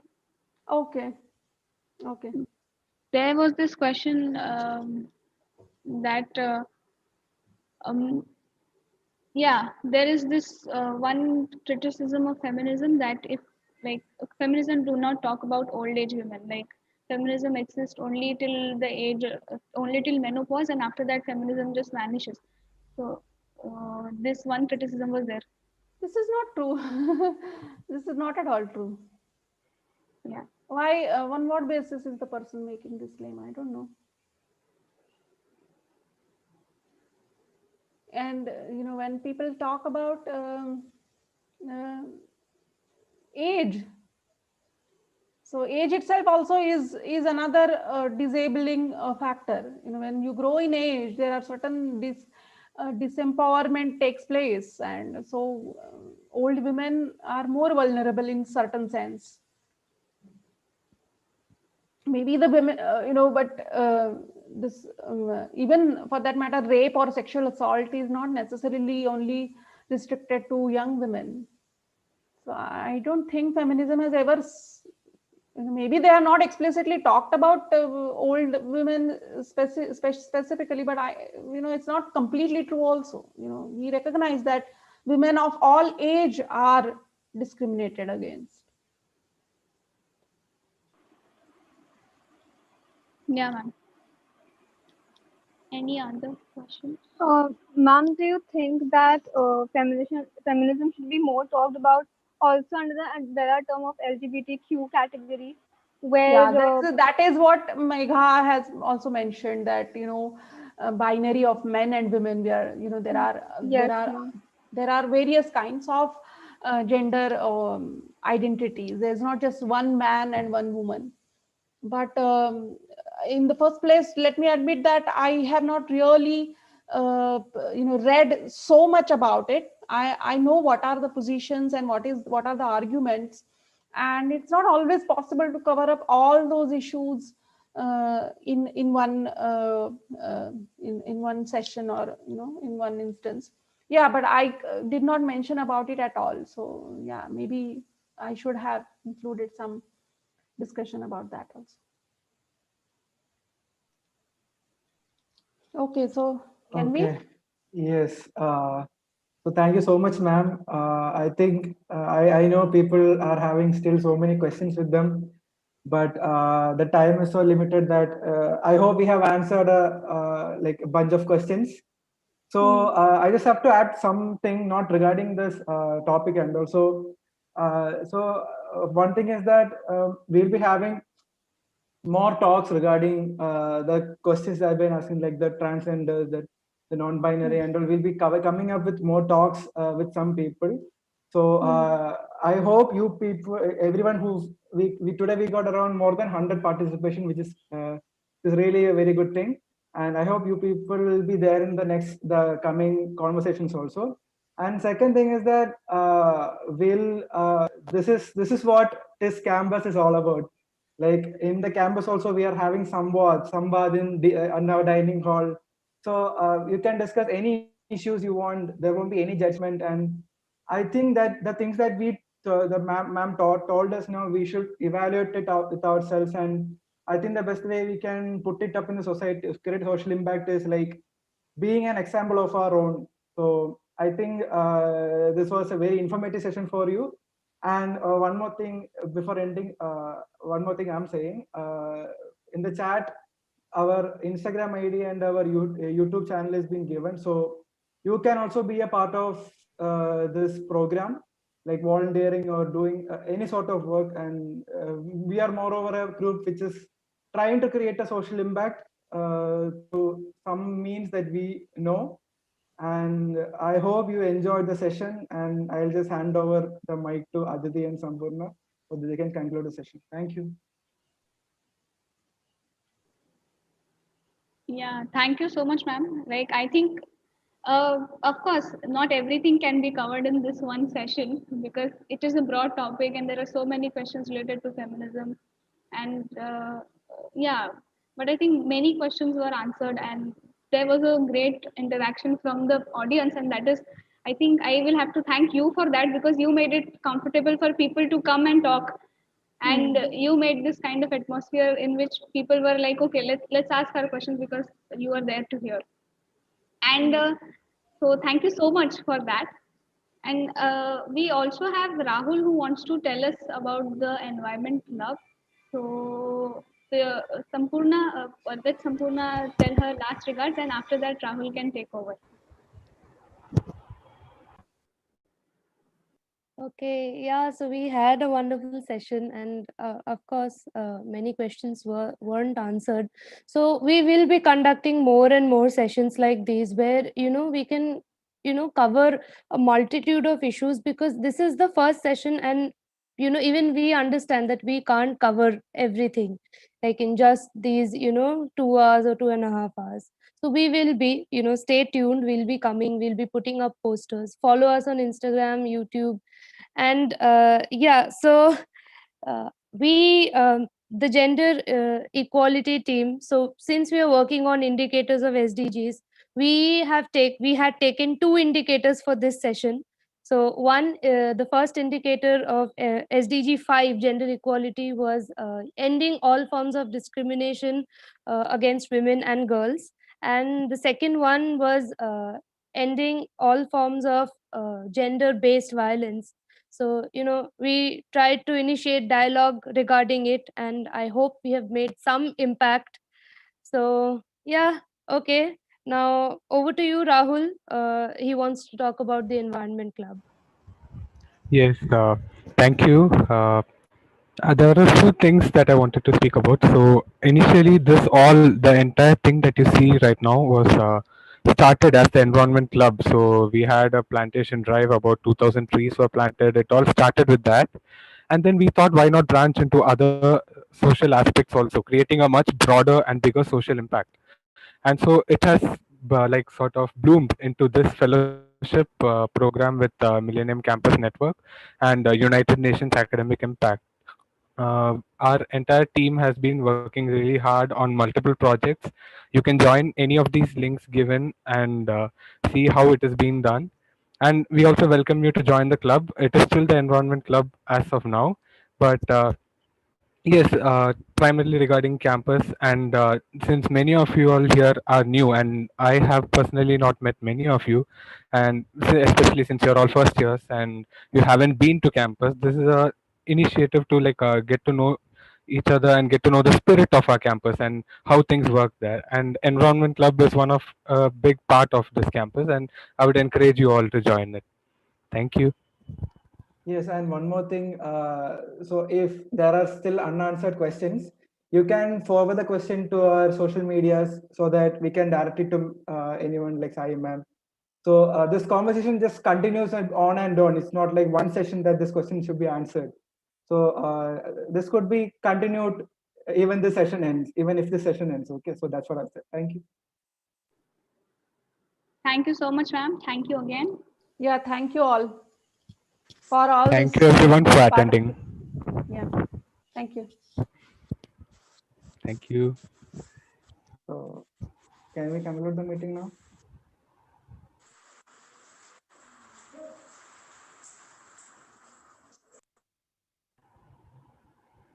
I will be